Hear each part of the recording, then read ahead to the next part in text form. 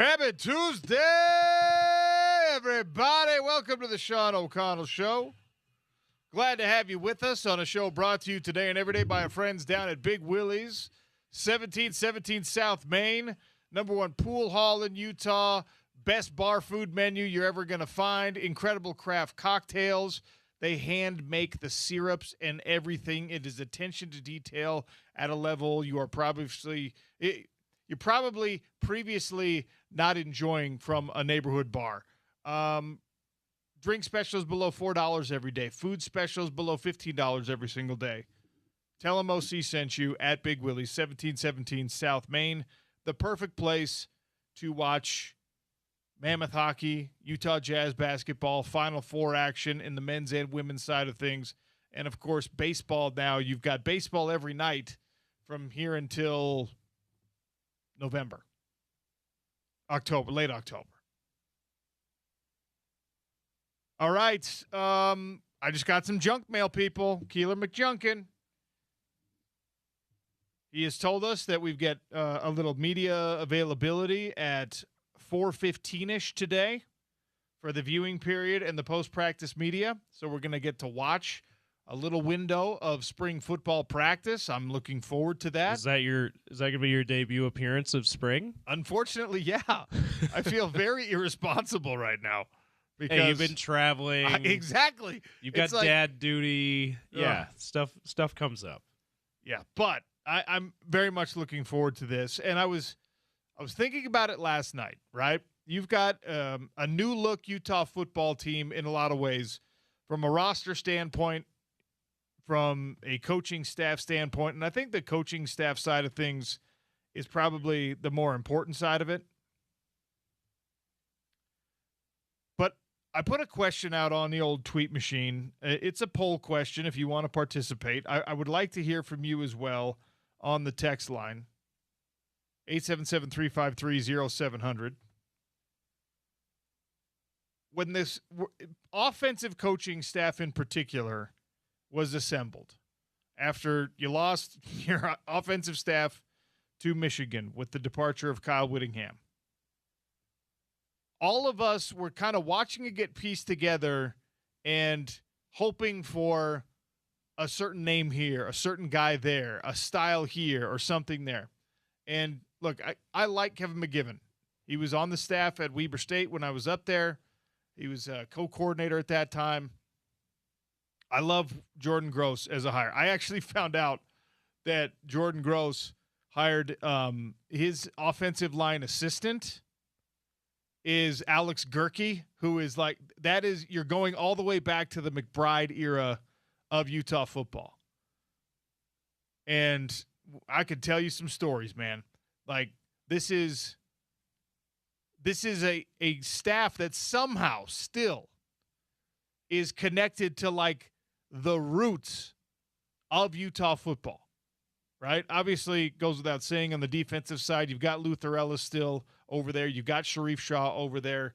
You've got Morgan Scalley over there, kind of. He's the head coach now, but let's be honest, we know he's going to lean accidentally or on purpose, where he's going to lean just a little bit defensive because that's his area of expertise. You got Coach Odom with the safeties now.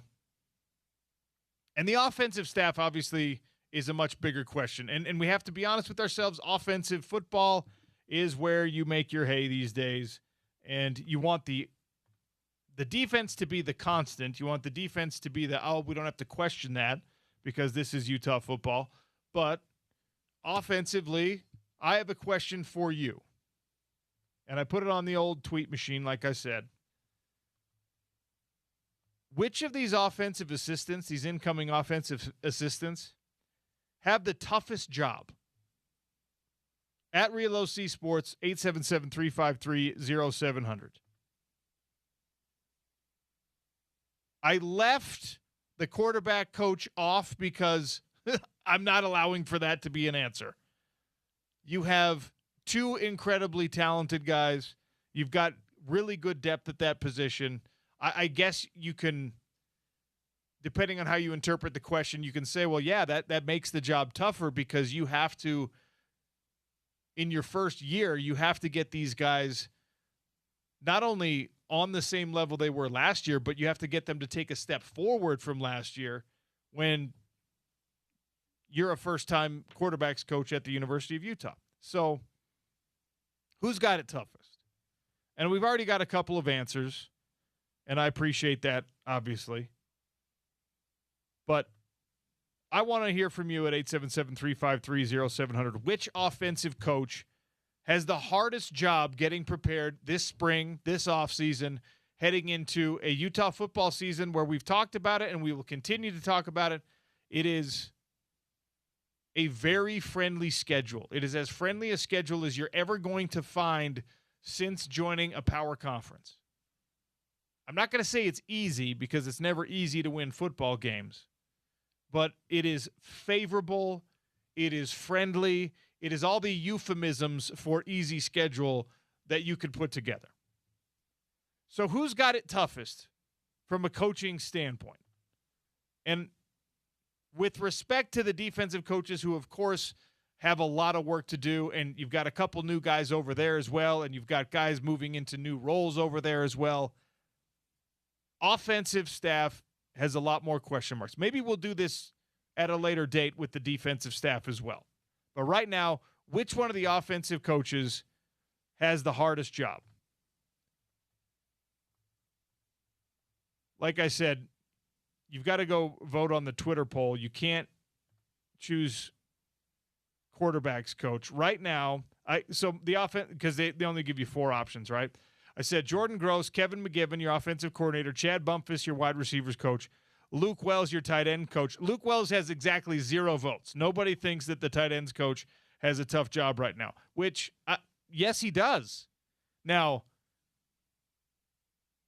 that might be more of a reflection of you don't think he's got the toughest job, which is probably true. But he's got a tough job. You don't have. There's no more obvious, hyper-talented tight ends. You've got to establish something new there. You've got to get someone who was with Utah, transferred to Weber State, came back to Utah in Noah Benny. You got to get him rolling. You got to use that in this offense. And obviously, tight ends coaches are often, they're like the redheaded stepchildren of the offensive coaching staff sometimes. The only thing that could be worse is if you've got a fullbacks coach. Jordan Gross, Kevin McGivern, Chad Bumpus, Luke Wells. Who's got the toughest job?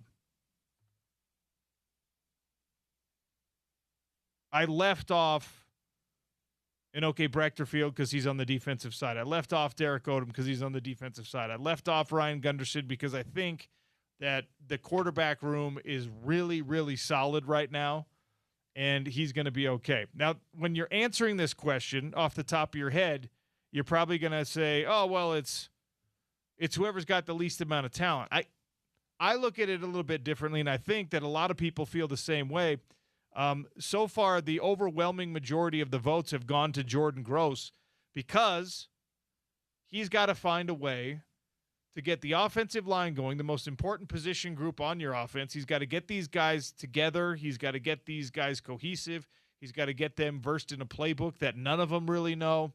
And he's got to do it while the entire fan base, while Morgan Scalley, while the boosters, the donors, the athletic department, while everyone looks at the conversation around Spencer Fano, Caleb Lomu, Tainoa Tongiai, those guys, those 3 at least, are going to be drafted in this upcoming NFL draft.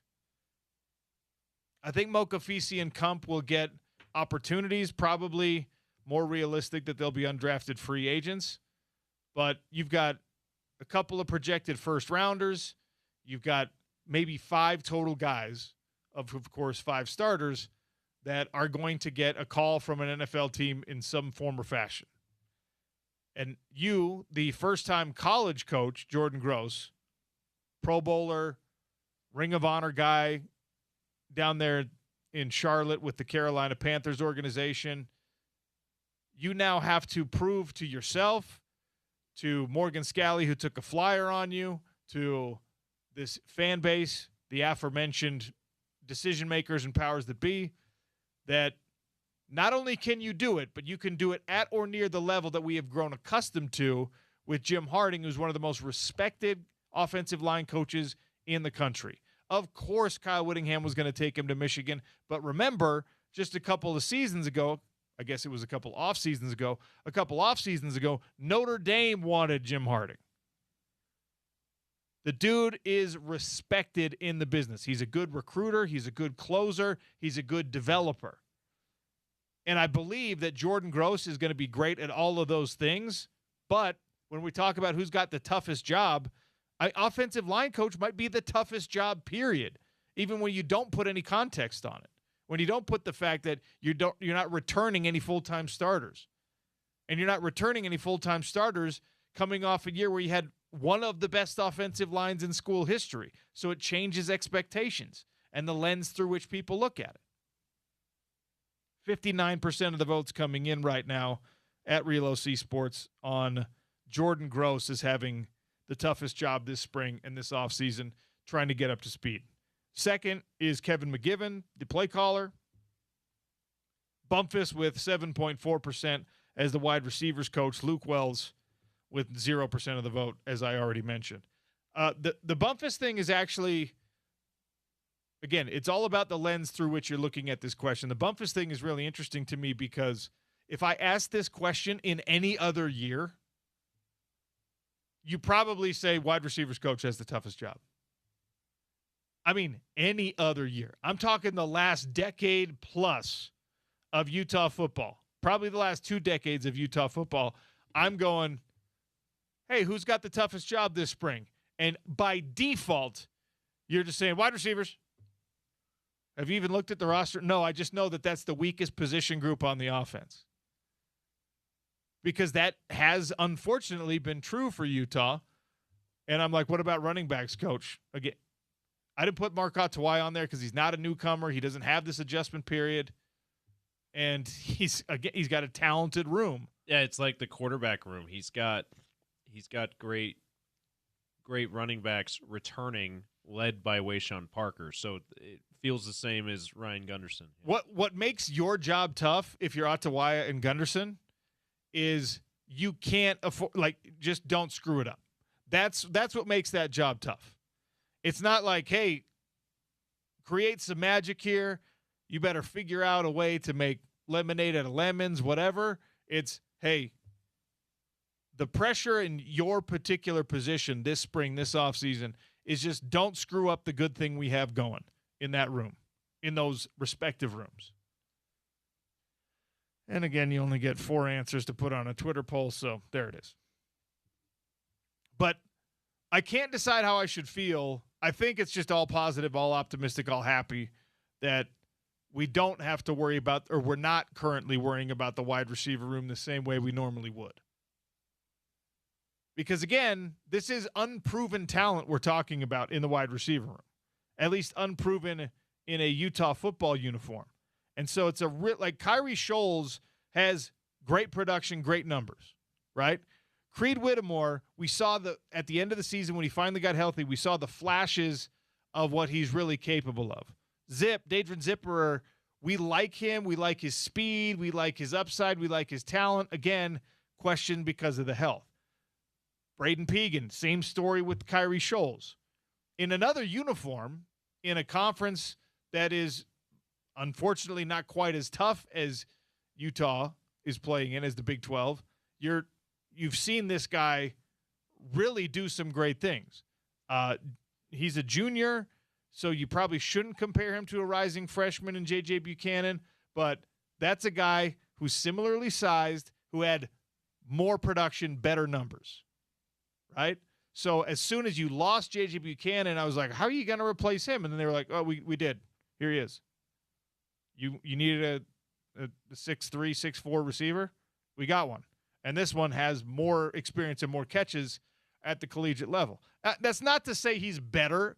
It's not to say he's got greater upside. Maybe he's a guy who's closer to his ceiling than Buchanan, who we think is just scratching the surface of his potential. But the point stands, like, this is someone who's been remarkably productive. And, like, we saw, again, flashes from Mana Carvalho. I really like Larry Simmons, specifically when he's against the sideline or there's white chalk anywhere near him and he's got to twinkle toes his way to a sweet catch, he has a preternatural ability to find a way to get his feet down and contort his body and make those catches. So we've seen all these really cool things from these guys, but only flashes from the ones who are in Utah uniforms. And now you're projecting guys that were in other uniforms. Yeah, they'll be able to do it at the Big 12 level the same way they did it at the Mountain West level or whatever. Yet we don't have as many questions. Maybe the social media team at Utah is doing a great job with it and showing us some highlight catches, and we're like, yeah, we're going to be fine here. Maybe the fact that your quarterback room is, in our perception, more talented and more reliable than what we saw after, in the interim years between an injured, or I should say between a healthy Cam Rising and Devin Dampier last year. Like, maybe it's that is calming your worries about the wide receiver room. But and maybe it's because it's Morgan Scalley, and you've heard Morgan Scalley talk about what he wants to do offensively and that Kevin McGivern is going to be able to do those things offensively. But it's fascinating to me that in 2026, in the first year of Morgan Scalley's tenure, we have, right or wrong, we have washed away our worries about the pass catching options in this program when that was always your worry. Well, and what's interesting about Bumpus, Coach Bump, is that one of those years that we were thinking the receiver room is the weakest link on the offense, which is, let's be honest, every year for the past 15, almost 20 years, right? For Utah football, Chad Bumpus was the wide receivers coach for, was it 1 or 2 years? Anyway, he had returned. He's coming back. So that's the other thing that's interesting about this. I think it really has a lot to do with the new of Kevin McGivern, and he's much more unknown than Jason Beck was, who was also a new coordinator last year. We had a lot more confidence in Jason Beck in spring ball because we knew the stats that his offense had put up at New Mexico with the same quarterback, Devin Dampier, the year before. We knew the production that his offense has put up at Syracuse and other places. We don't know as much about Kevin McGivern because he hasn't been at those kind of Syracuse specifically, not as high profile a program as that, right? Like Jason Beck had experience with. He's not a guy who spent time on the BYU staff like Jason Beck did, right? So there's just less familiarity. And obviously with Jordan Gross, as a coach, there's no familiarity with that guy. This is his first time coaching at the college level. So I think it has to do with the new, that we're kind of distracted from the the old worry, from the typical problem. Because, we're like, well, wait, that is even scarier. Yeah, if you go back before Beck too, like there was so much we knew about Andy Ludwig, right? And we knew for most of his second stint, we knew that the offense was going to produce at a high level, scoring wise and yards wise. We just knew it wasn't going to be from the receivers. So it was like, oh, we got to get more from the receivers. That's our biggest worry. Now the receiver coach is the most familiar one out of that group, which is wild. I guess it's odd. It's strange.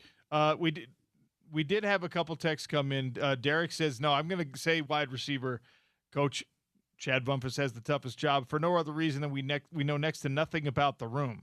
We supposedly had some good players coming in, but what do we really know? And that's kind of the point I was trying to illustrate before. We know what those guys looked like. You convinced somebody. In other uniforms. We don't know exactly what it's going to look like in a Utah uniform, but that is a question that is being answered at every school across the country right now because of the nature of the transfer portal, right? This is now, like, if you believed in somebody as, oh, man, I can't wait to see this Britton Covey kid when he's in college because I watched his highlights. I mean, Britton Covey's high school highlight tape, watch it on your lunch break today. It is the most absurd display of speed, field awareness, shiftiness, and talent that you're ever going to see. It's like 10 minutes long, and there's 7 minutes straight where every play is a touchdown. You have to get more than halfway through the video before he gets tackled before the goal line on the damn highlights. It's absolutely insane. So maybe you were like paying attention back then and you're like, man, I cannot wait to see what this freshman does when he gets to Utah. But probably not, right? Because when you're looking at high school recruits, with the exception of like a 5-star, you're like, okay, he's going to be good for this team eventually. I'm more worried about the rising sophomore. I'm more worried about the sophomore that is heading into his junior year.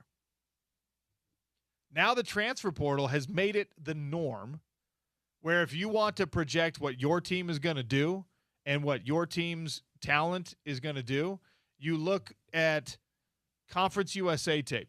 You look at Mountain West Conference tape. You look at Big Sky or Sun Belt tape because your guys come from there. Instead of coming from high schools, the guys that are going to start for you this year at Utah and elsewhere are people that probably came from somewhere else. And I actually prefer the way the projection we're doing this year to the projection we were doing last year. Because last year we were like, okay, we've got a couple of Power 5 rollback guys. We got a Mississippi State guy coming in. We think he's going to be pretty good. We've got a Notre Dame guy coming in, crazy upside, physical upside especially, right? But just not a lot of tape. Like, if you want to know what Kyrie Scholes looks like when he's running a route, you can find it easy. If you want to know what Pegan does when he gets the ball in his hands, there's a YouTube channel for it practically, right? So I like that version of the projection. I shouldn't have taken this long in the segment to get to my point on the offensive line. I'm not going to argue against all of you who answered that Jordan Gross has the toughest test or the toughest job this spring and this offseason, getting the O-line up to speed, because trying to replace guys that are, you're trying to replace an Outland Trophy winner and opposite him, more than likely a day one NFL starter also. That might be, when we look back, that might be the absolute high watermark for offensive line talent in the history of Utah football. We could be looking at this team 20 years from now and being like, that was the best. We have never had an offensive line that good. Not before and not since. Could be possible, right? So when you put that possibility in your mind, you're like, well, yeah, okay, it's Jordan Gross. But because of how dominant last year's offensive line was, and because of how well coordinated that offense was, and because of the nature of Utah finally, after years and years of us begging for it, putting up 40-plus points a game in so many of their contests, the backups from that year, the last year's offensive line, actually got to play a ton. More, I haven't actually looked at the true participation numbers, the snap count numbers, but I would venture a guess that the collective backups from last year's offensive line played more snaps than any offensive line in Utah football history as backups. Because I'm thinking about the great years that you had. You didn't blow out a ton of people in the Sugar Bowl year. In the Fiesta Bowl year, there were some big-time blowout-type games, but I don't recall the backup offensive line getting a lot of run. Other backups, sure, but the backup offensive line, I don't recall getting a ton of run. I'd have to ask Brian Johnson, hey, when you went in, because he went in a lot, when you went in, were you playing behind the ones, or did they put, like, we had whole quarters last year where Roger Alderman was out there. And that's a good thing for Jordan Gross, because while you're not returning any starters, you're not necessarily just bringing in a bunch of rank greenies either. It's not just a bunch of dudes who have never played before. Now, we're projecting Kelvin Obot's going to be one of your starting tackles, right? And that's an upside proposition. That's a, hey, kid, you better live up to this hype. We don't bring in 5 stars to redshirt.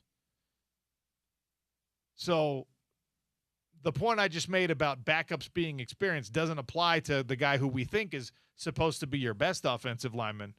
But maybe we'll get a chance to discuss this with Jordan Gross at some point, maybe even later today. Like, hey, you're dealing with a bunch of new starters, but these guys played quite a bit. Yeah, it's I was talking with some of the members of the beat and the media on the open practice that we had. A few of us were watching the offensive line drills, and that was what a lot of people were saying when we were there watching was that, yeah, it feels like this is a very inexperienced offensive line because none of them have started a game for Utah, but there's actually a ton of experience on this line. But the other reason why it's fair to have that be a big question mark if you're a Utah football fan or a member of the media is because the cohesiveness, working as a unit, is so important. So the fact that these guys have not started games together is a big factor. And a brand new offensive line coach who's never coached at this level before. Those are reasons that it's fair to be worried about this, but understand, just like the point that you made, OC, that these are not guys who have never played games before. They just haven't started together yet. And look, I fully realize that if you're not a Utah football fan and you're listening right now, you could be like, this is homerism to the highest degree, because this is someone telling you that replacing 5 offensive line starters is not actually a problem. I'm not saying that. It is a problem. But it's not as huge, daunting, scary of a problem as it might be if these guys were a bunch of transfers that were coming in, having never been in the Utah football program before, that if these were a bunch of guys that had never really been on a Power 5, Power 4, I have to get used to calling it a Power 4, on a real competition field before. I fully acknowledge that there is a difference between snap 1, game 1, and going in when you're already up by 30. Like, the pressure is different, right? But maybe I have too much faith in the Jordan Gross thing. Maybe it's because it was, confirmation bias. When we found out that Jim Harding was leaving, the first name that came to my head, the first name I started texting people about, was Jordan Gross, because we had seen him at a game a couple weeks before that, and we had seen the success he was having at Fruitland High School, developing Kelvin Obot, and I was just like, you got to bring in Jordan Gross. And, of course, they did, and maybe that's why I'm just like, I'm not too worried about this. Well, you bring up his assistant coach, Coach Gerke. That will help the inexperience of Jordan Gross immensely. Like, he's going to lean heavily on that. That guy, like you said, ties back to the Ron McBride era. Like, on like 30 years of experience coaching offensive line at various places, including Utah a couple of times. I'm actually so curious to know how Gerke specifically has adjusted to the new way of things in college football. Now, offensive linemen are a little bit closer to being old school just by nature of the position they play, right? There's not a lot of, like, rest days for offensive linemen. You don't have to, like, play some of the games with offensive linemen as a rule that you do with defensive backs and running backs and wide receivers and things like that. But, like, Coach Gerke, and I think Jordan Gross benefited from this when he was at the University of Utah. I think that's why those guys have remained close. He is a dinosaur when it comes to, like, be tough. Like, you want to know the kind of mentality that assistant offensive line coach Alex Gerke probably carries, or at least did at one point. I don't know if he's, like, taken up yoga, and he's evolved since I was at Weber State. I don't want to put. I don't. It's been 20 years. That was 20 years ago. It was literally 20 years ago, right? I'm not casting aspersions. Maybe he's like, maybe he's into ashwagandha now. I have no idea, but You can find video. You can find YouTube. Go look it up. Tank Abbott. Okay? Tank Abbott was effectively like a biker who fought in the earliest days of the UFC, right? He was a knockout artist. He was this big, broad-chested, pot-bellied heavyweight that had sledgehammer fists, okay? Tank Abbott. Go watch when Tank Abbott is walking out in like his cutoff t-shirt and see who's walking out behind him to be in his corner. Guess who it is? It's Girk. It's your assistant offensive line coach now. He's still, by the way, wearing the cutoff. I hasn't didn't aged. By the way, Gerke has not aged in the 20 years since I was at Weber State. So I didn't know who he was just by looking at him. Right when we're at this practice, I lean over to one of the guys on the beat, and I'm like, man, the assistant coach, it looks like he's a tough dude, like completely bald, cut off shirt, and I'm like showing the guns, and I'm like, man, he looks tough. And they're like, yeah, that's Coach Gerke. I'm like, oh, that's Girk. I've heard of Coach Gerke. Gerke. That's what I mean. I'm very curious to know if he has had to adjust himself and his coaching style, because he was like the big old plug a dip in and cursing at everyone, which is fine. I'm not like that. That's the way that offensive linemen need to be coached sometimes. But that method of coaching has started to become more and more rare in high school football, certainly college football too. The NFL, I don't know. They can do whatever they want. But I'm just like, I'm very, very curious about that when we talk about who's got the toughest job. The answer might be Alex Gerke trying to calm down his Neanderthal ways to get used to the modern athlete. I don't know. I have a lot of faith that the offensive line thing is going to work out. And Curtis on the text line brings up a really good point. We do have a decent preview of this season, this upcoming season, from the bowl game against Nebraska. Several offensive line starters were out, which means these guys that are now your projected starters for this year, they played in the bowl game. Coach Scally obviously coached the bowl game, and you can swap Buchanan for Pegan, he says. So the only big difference is Jason Beck was the OC in that game. Kevin McGivern was not in the program. Obviously, Jim Harding was still coaching that game too. But yeah, everything else about the same. I will say this this will be my final point before we take a break. We come back with Gordy. A lot of our optimism about Jason Beck was centered on a run game that had been incredibly dominant at New Mexico. So at that level, you were like, oh, this is like the number 4 offense in the country or whatever it was, right? And you were projecting a lot of your optimism based on numbers that existed in a world that you don't occupy. We were talking about New Mexico, right? Well, if we gave Jason Beck that grace, it's okay to do the same thing with Kevin McGivern. When he was coordinating San Jose State's passing game in 2024, they were the 5th-ranked passing offense in FBS football, in major Division I football. Nick Nash, their best wide receiver, led the nation in receptions per game and in receiving yards per game. Now, you have to give a lot of credit to Nick Nash for that, but you can't take it away from Kevin McGivern. If we're playing the games of like trying to project, which of course we have to right now, if you were happy to be optimistic in your projection with Jason Beck, do the same thing for Kevin McGivern until he gives you a reason not to. Not with the run game as much, more with the passing game, but you've been asking for that for decades at Utah, so maybe it's enough.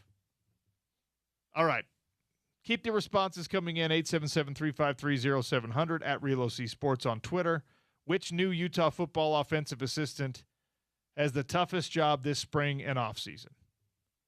Jordan Gross, Kevin McGivern, Chad Bumpus, Luke Wells are the options. You can always write in your vote. It's the Sean O'Connell Show. Gordy Chiesa next on ESPN 700 and 92.1 FM.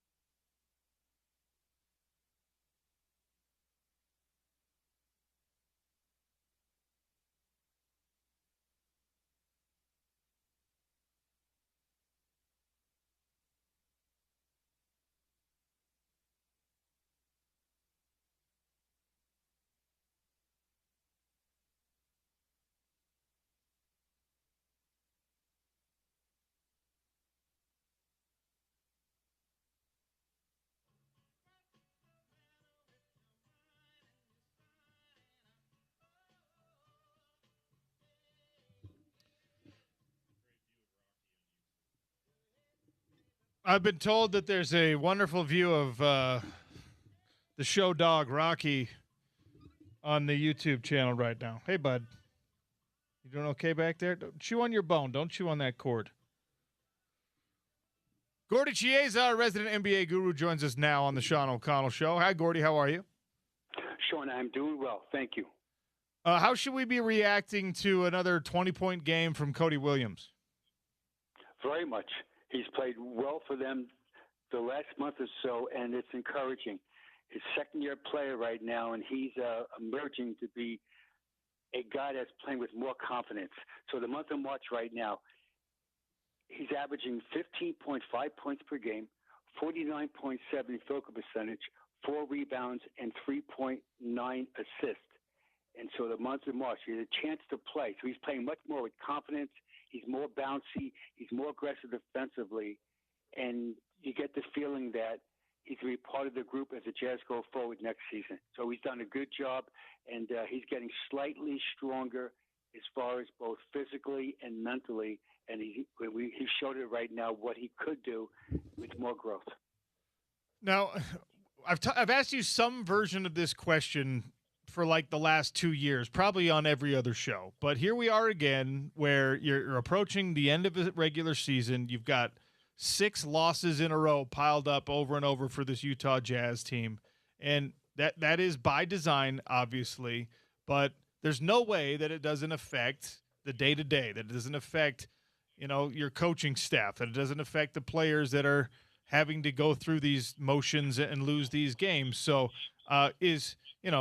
if 6 in a row is acceptable, can 7 and 8 and 9 and 10 in a row be acceptable? Or do you have to throw these guys a bone and give them a little carrot and say, all right, we got to try to win this game so you don't have to suffer through this for 3 straight weeks? Yeah, very much. So the guys that are playing, though, they are trying to compete and win. Now, the problem with the team right now, the last, we'll say 2 weeks in particular, is that they're undermanned on the boards, that the Jazz are going slightly smaller. So the only the 2 big guys are Kyle Filipowski and Oscar Shibwe. So on the boards, that's the problem right now. The other guys on perimeter, what they're lacking in experience, they're making up in grit and in shot making. So it's encouraging. But the fact of the matter is they lost 6 in a row. They need help in the lane right now physically. So, for example, tomorrow night's game, Nikola Jokic should be a dominant factor in that game, which he is most times, but in particular if the Jazz only go small and they keep a lot of the guys out of the lineup, so which means suddenly you're asking Kyle Filipowski to body up and play Nikola Jokic and John Konchar, which is really a tough matchup. So what does it look like? What is the actual game? What does the actual competitive nature look like when you're doing what Utah's doing and you've got one of the best teams in the league, and more specifically, one of the best players in the league that you have to deal with? Yeah, and also they want to win the Nuggets right now are trying to chase the Lakers. Nuggets right now, for listeners, are 48-28. They're at 4th seed as we speak this minute. The Lakers are 1 game ahead of them at 49-26, and the T-Wolves are 1 game behind the Nuggets at 46-29, and the Rockets are 2 games behind at 45-29. So Lakers, Nuggets, T-Wolves, and Rockets are all bunched up. So in their world, every game does matter. So it looks like for the Nuggets coming here, is that they're going to play as hard as they can to knock out to get a win. And so Jokic is a big part of that. So is Jamal Murray. They got back Peyton Watson recently off the injury, and he's averaging 14.8 points per game. Sean, you and I talk about this often with Ace Bailey, is that don't judge Ace Bailey against other all-star players. Try to judge Ace Bailey type people, and even Cody Williams, against guys in their age group. So, for example, tomorrow night's game, Peyton Watson is 23 years old. So we're looking forward to see if Ace Bailey can outplay him. And I don't mean outscore him, I mean outplay him, because Watson's done a great job at the 30th pick of the draft to be the perfect fit for the Nuggets. Jamal Murray, all-star. Now they're playing without Aaron Gordon. He's missed this year, Sean, 38 games. And so he's set to, without him, again, it sounds crazy saying that the Nuggets have actually overachieved. So Aaron Gordon's a huge part of their success. He's been out with the hamstring strain. They're going to try to hold him out as much as they can until the playoffs start, or 1 or 2 games before, just to get some reps right now. So it's an interesting team, the Nuggets. The Nuggets also are the best three-point shooting team in the NBA at 39.5%. And unfortunately, the Jazz are the worst team defensively overall, but also guarding the three-point line. So the best is playing the worst tomorrow night at the Delta Center. And the last point about this, as far as metrics, the Nuggets are the number 1 team in the NBA as far as points scored per game. They're averaging 123.3 points per game, number 1. So they have a juggernaut offensively. They have a group once-in-a-lifetime player in Jokic, and more importantly, in their world, they're playing to win. We keep seeing Victor Wembanyama do special things on a basketball court. He was one of the fastest ever to a double-double the other night. And, you know, we've talked about the fact that he's sort of verbally campaigning for MVP consideration in addition to playing like this. When you see him putting his pedal to the metal, is he trying to force the voters? Is he actually just saying, all right, fine, like, let me prove to you I'm the MVP? Yes, he is. He's trying to do it, and he's doing it in both in French and English, which is really interesting. All right, we love him. Hey, that guy is great. He's a franchise player. Hey, we love you, dog. However, I'm going to vote for him. If I was voting, I vote for him number 3 on the list, with number 2 Jokic and number 1 Shea from the Oklahoma City Thunder. They're all worthy, absolutely, but I'm leaning towards Victor at number 3. It's a great story because he's turned around the Spurs franchise. Last year, the Spurs win 34 games last season, and this year, right as you speak right now, they're winning 57 games in 18, so they're probably going to win between 60 to 61 games or 62. And it's a great story, almost like a Tim Duncan turnaround in David Robinson and literally 30 years ago now. But I'm still leaning towards Shea and Nikola Jokic. With Jokic, again, he leads the NBA in rebounds, which is amazing because he really doesn't jump well. He leads the NBA in assists. So he leads in 2 categories, and he's the 8th leading scorer in the NBA. And he dominates. Yeah, it's like we forget how great he is. And he's a big man leading the NBA in assists. And assists, right? But it helps him though. Unfortunately, Sean, schematically, is for some bizarre reason. And I'm going to call out some of my NBA brotherhood and sisterhood. They play switch defense against Jokic. So suddenly, the world's best passer is a jumbo deliverer because he's so tall at 7 foot. So guys 6'5", 6'6", 6'7" are trying to body up on him, which is commendable as far as guarding his dribble. But his eyesight is not deterred at all because he's passing over the top. You see him throw those unbelievable skip passes over the corner for an open 3-point shot by Christian Brown or by Jamal Murray. And it's easy when the guy guarding you isn't going eyeball to eyeball. And that's where he has an advantage on. And I wish that some of my colleagues would keep big on big as far as playing him. Because he's not really a speed merchant. He's just so cerebral. Gordy Chase is my guest here on the Sean O'Connell Show, talking all things NBA basketball. When we discuss like that Nuggets team, and right now, as you already mentioned, the Spurs are the second best record in the West, but that's still a very young team. If you're handicapping the actual like title challengers in the West, and it doesn't have to reflect exactly what the standings are right now, are the Spurs, right behind Oklahoma City in your mind? Are they ahead of OKC, or because of the youth, even though they've been successful in this regular season and playoff basketball is a little bit different, would you put San Antonio maybe behind a team like the Lakers or the Nuggets? Yes, I would, yeah. So I would go as we speak right now because experience is everything. When you get punched in the face in the playoffs, it's really a badge of courage in a good way, because then you realize that there's nothing regular about the playoffs versus what? The regular season. And so you have to go through it most times at least once or twice, and you get that unbelievable resolve. So as we speak, even though I do love the Spurs, I would go Thunder 1, Nuggets 2,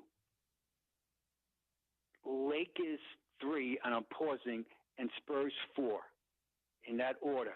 So I think the Spurs are going to get past the first round. They're going to have a tough time in the second round. It'll be a highly competitive series. Remember, in playoff basketball, it's not really a series until the series goes 6 games.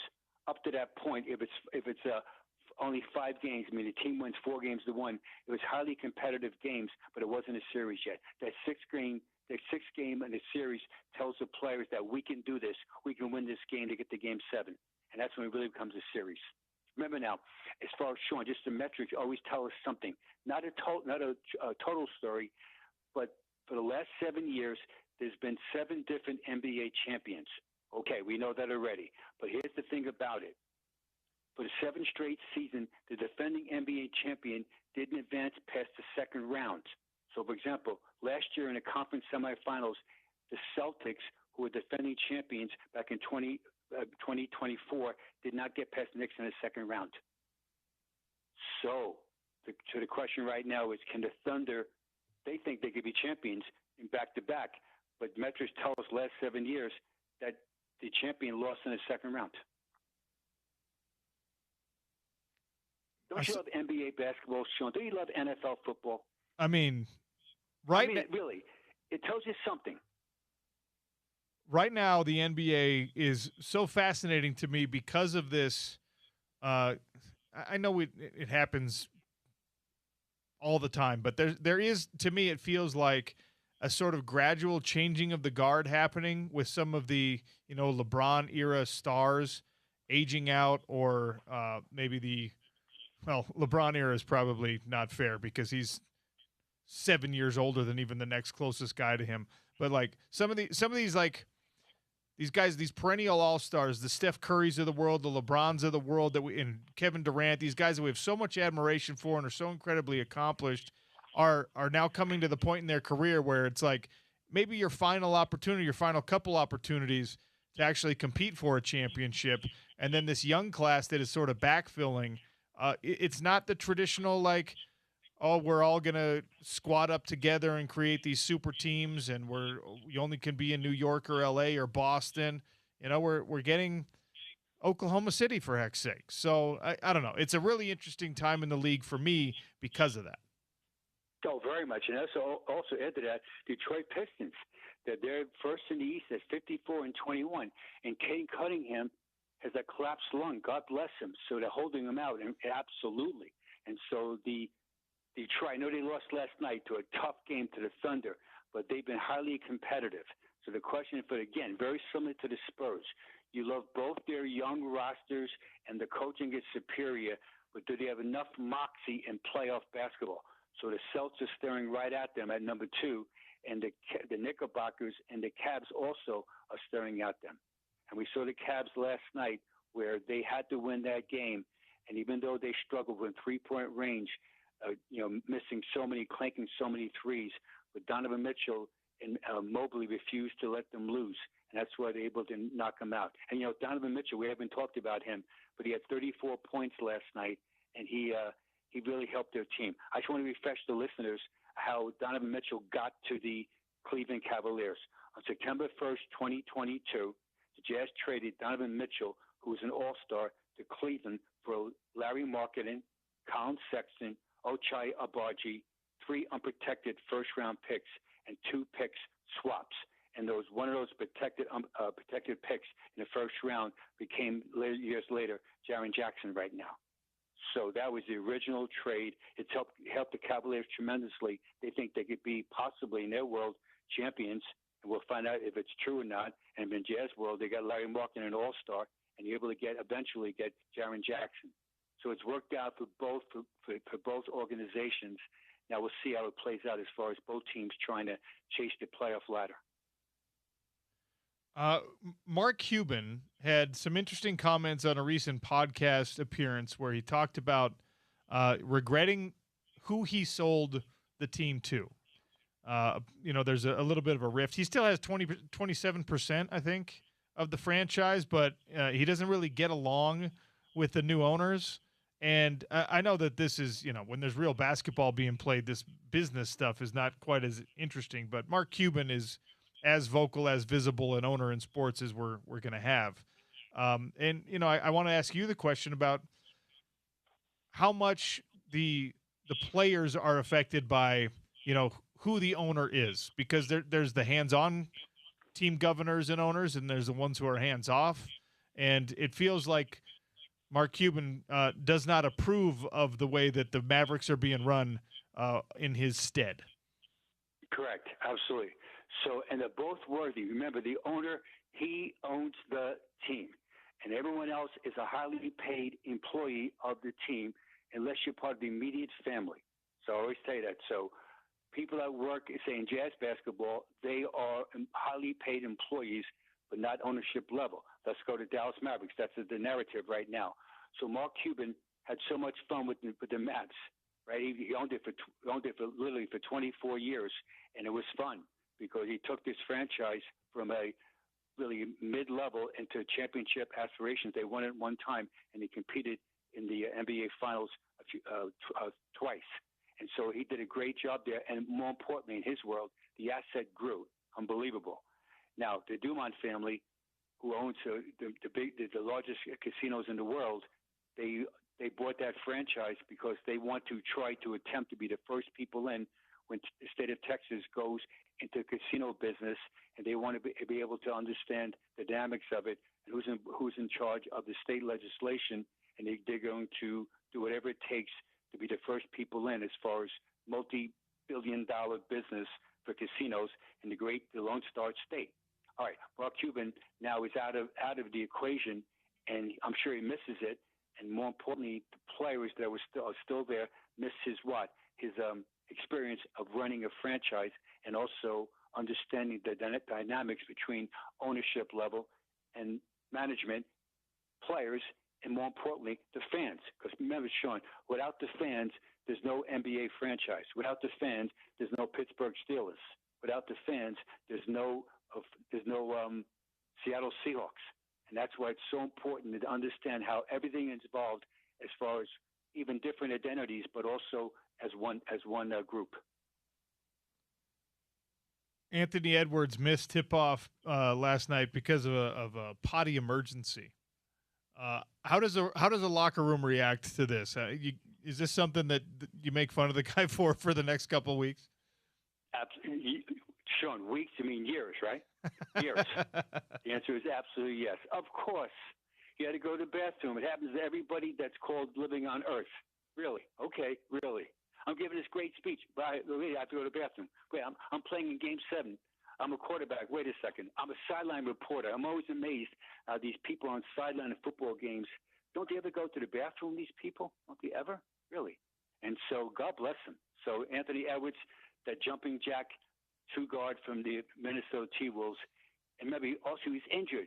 So he came out, his first came back off injury. It's even more insulting for him as far as he finally has a chance to play.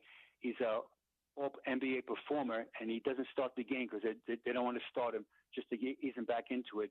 And then when he did get in the game, he had to go to the bathroom first. Don't you love NBA? There's so many subplots. It's amazing.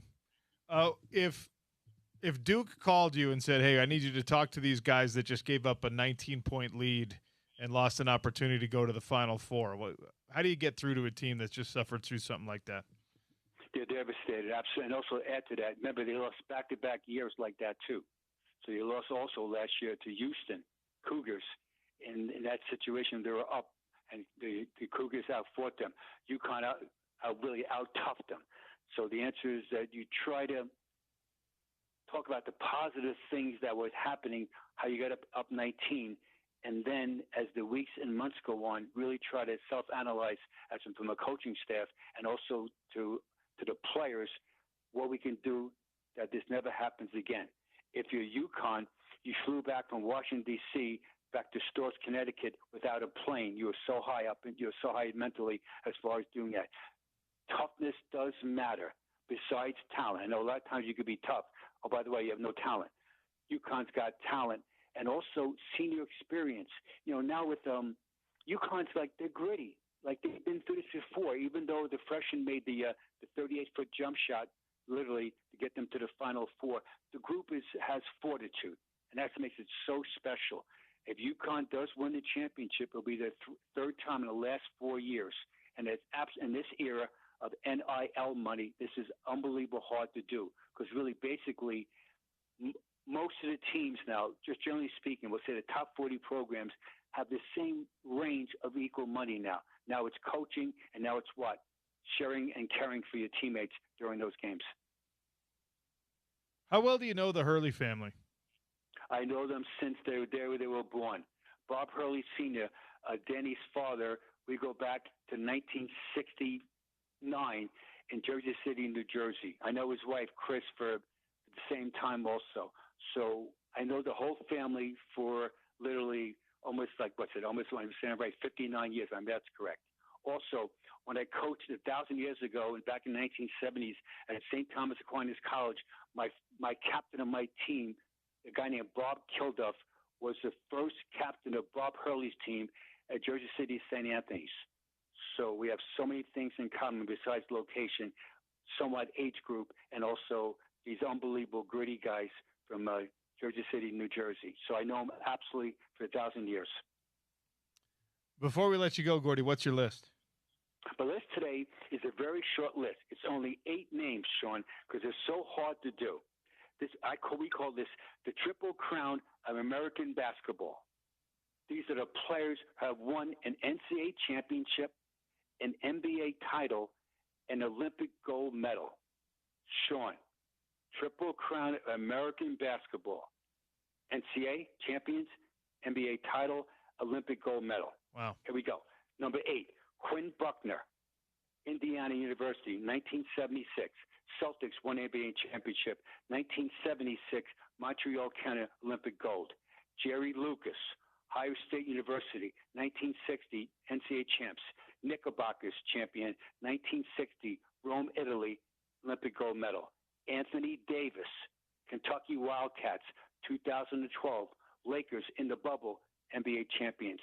2012, London Olympics, and 2024, Olympic gold medal in Paris. Number 5, Clyde Levelle, Kansas Shoe, 1952. Celtics champions, Lakers champions, 1952 in Helsinki, Finland, Olympic gold medal. Number 4, Magic Johnson, Michigan State, 1979 versus Larry Bird. Lakers, we know that, 5 championships. 1992, the original Dream Team in Barcelona, Spain. Number 3, his name is Michael Jordan, North Carolina Tar Heels, 1982. Bulls, 6 championships, 2 Olympic titles. 1984, the LA Olympics. 1992, the original Dream Team on Barcelona, Spain. 2 more names. Casey Jones, University of San Francisco, 2 NCAA championships. Celtics, 8 championships. 1956, Melbourne, Australia. And the last one we always talk about all the time, you can make a discussion. He's the greatest winner of any team sport in history of any sport, Bill Russell. University of San Francisco, 2 NCAA championships, 11 Celtic championships, and in 1956, Melbourne, Australia, Olympic gold medal. One more quick note. This guy possibly, Sean, could do it in the future. Stephen Castle of the Spurs. He's won one NCAA championship of the UConn. If Victor Wembanyama is a trusted sidekick and him could collaborate, maybe win an NBA championship, and he's good enough to be someday Olympic team member and win a gold medal in the Olympics. So Stephen Castle could be in the list, hopefully relatively soon. Thus, that's my list of the Triple Crown, not of racing, but of American basketball. I love it, Gordy. Spoiler alert, I'm going to use that little factoid Gordy just gave us as our trivia question today. So if you're listening now, you might get yourself some Weezer tickets later with it. Oh, I love Weezer. Okay, good. I like it. Maybe we'll dig you up some tickets too, Gordy. Oh, I like it. Thank you. Thanks for your time as always. Appreciate you, sir. Thanks, Sean. Peace out. Gordy Chiesa, our resident NBA guru. Triple Crown. That would be, if your trophy case, your little office display behind your Zoom call has, that right there. That's my college national championship. That's my NBA championship. That's my gold medal. Yeah, tennis, they call it the Golden Slam if you've won career all the 4 Grand Slams and an Olympic gold medal. That's the basketball equivalent of that for Pretty sure. awesome. Yeah. You got to be.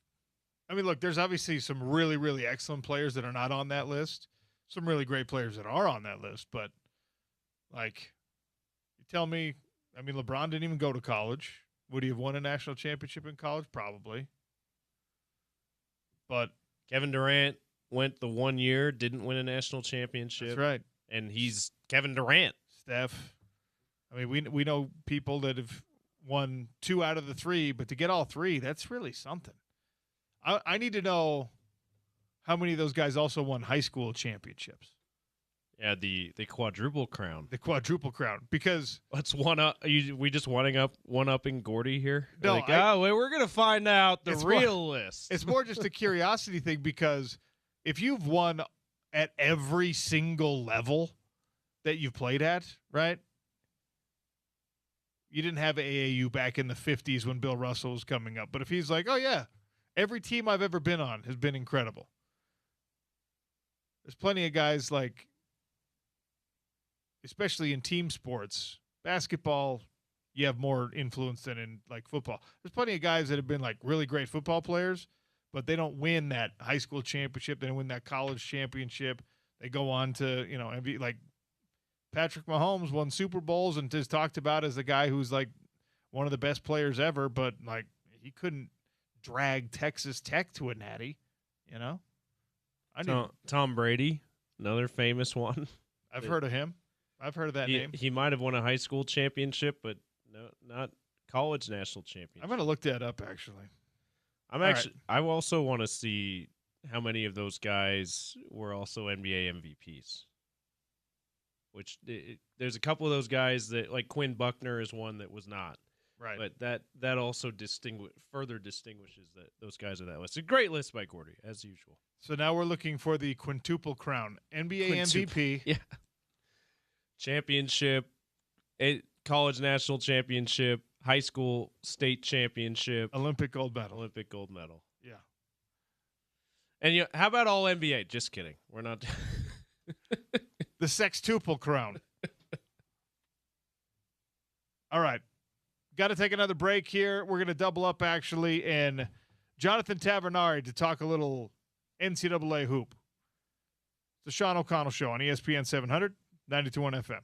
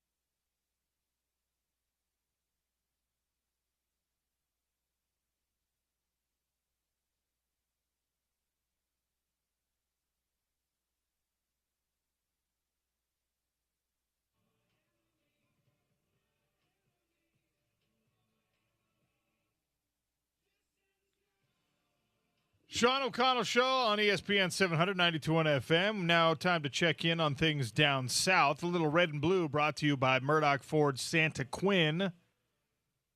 How about this? Murdoch Ford, they've got the incredible truck deals. They've got van deals. They've got car deals. If you're a business owner, they've got the big industrial vehicles down at Murdoch Ford Santa Quin on the lot. But they are also just killing it with the tire deals. Buy 3 select tires, get 1 for $1. So your 4th tire only costs you $1. Let Murdoch Ford Santa Quin take care of your tire needs, even as you're shopping for a brand new vehicle. Jonathan Tabernari, JT, kind enough to join us here, talk a little college hoop and all things going on in that world. Jonathan, welcome. How are you? I'm good, man. How are your travels? Oh, amazing. I could not have had a better experience. I am a very, very lucky man. Safari, and then got to call some fights in Madrid, and then last week in Pittsburgh.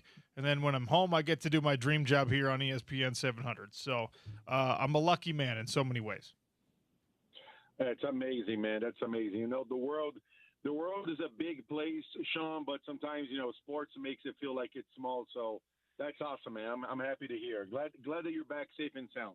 Thank you. I appreciate you saying that. Let's talk a little NCAA basketball. This tournament has been interesting, but it felt like we had to wait until the Elite Eight to get that, like, holy bleep kind of game, kind of finish. And, of course, I'm referencing the UConn-Duke 19-point comeback by UConn, and then the buzzer beater by a guy who is just cold all game long, a freshman who, look, he's at UConn. He's a former Indiana Mr. Basketball. It's not like he's a nobody, but it had not been his day up until that point.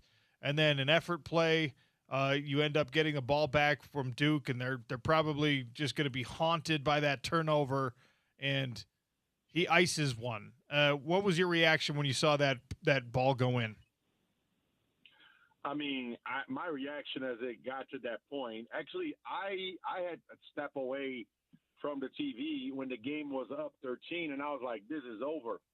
And I couldn't believe that Duke allowed them to come back. You know what I mean? And but it's just one of those things that you just don't stop playing, and you just don't stop playing. Obviously, as I rewatched the rest of the game and saw that highlight over and over again, you know, when you believe in yourself, and you know, it's interesting, Sean.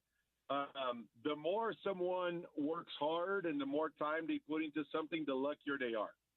And, you know, that shot that he made, you know, he was in rhythm, and he looked like he was in rhythm, and he shot like, I'm going to make this. And so what a super cool story for him to go back home to Indiana with the Final Four being there. And but my gosh, what a colossal and monumental, you know, breakdown and just meltdown by Duke. That was crazy to watch. Well, let's talk about it from that perspective, because obviously for UConn, they're elated and they're overjoyed. And if you're Duke, you had that game in hand. I'm sure you saw this stat, but I'll drive the point home again.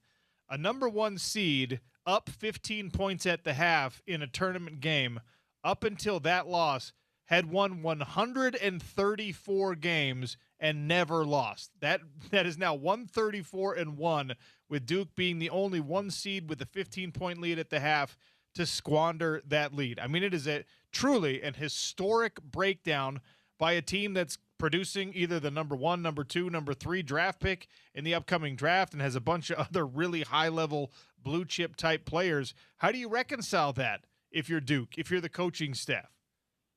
You know, I mean, first of all, most of those guys, you know, the draft picks, right?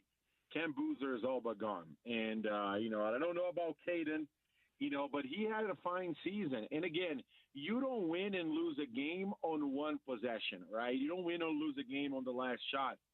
But, man, what a heartbreaker. You know, a great tournament. I mean, you know, pretty much the Sweet 16.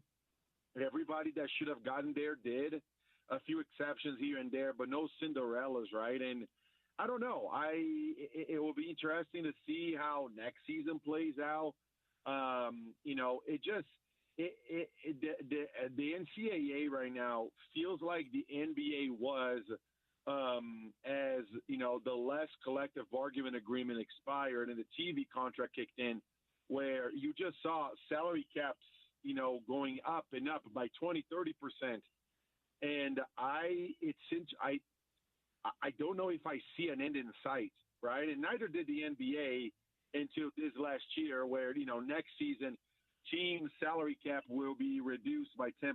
And so, but the world of collegiate right now, and specifically about college basketball, I was talking to someone I'm very close to in the junior college ranks, and one of his players that is it's going to be a role player at a Division I.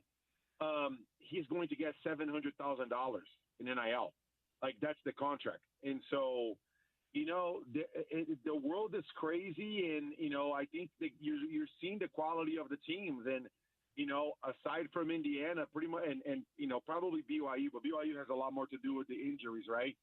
Teams that invested heavily in the NIL and in the portal are seeing the dividends pay off right now. Jonathan Tavernari is our guest here on the Sean O'Connell Show. Final Four matchup: Michigan, who's been so dominant to this point in the tournament, now runs up against, I think, their equal in a team like Arizona. And a lot of folks have said, hey, whoever wins this one, well, they are the favorite from a betting standpoint in the upcoming matchup with whoever comes off the other side of that bracket. You're a lot more familiar with Arizona than some of these other teams because of the obvious connection with BYU and Utah and the Big 12 Conference. Does Arizona have what it takes to slow down the juggernaut of this Michigan Wolverines team? I got to tell you, Sean, I still remember when we had the show right after the BYU-Arizona game in Provo, and I got to tell you, like, in the first 30 minutes of that game, Arizona looked like they could probably compete with an NBA team. I am not exaggerating. They looked incredible. To your point about looking like a juggernaut, they looked like the number one team in the country, and it wasn't even close. And so Michigan has been very consistent, and I think that's a fair thing to say. But it will be a matchup made in heaven. I just don't see it. Whoever comes out of the other side of the bracket, with UConn, I just don't see it, either of them beating Michigan or Arizona. And I actually have Arizona going to the championship game. Man, what would that do for the Big 12 Conference? It's been a long time since the Big 12 produced a national champion.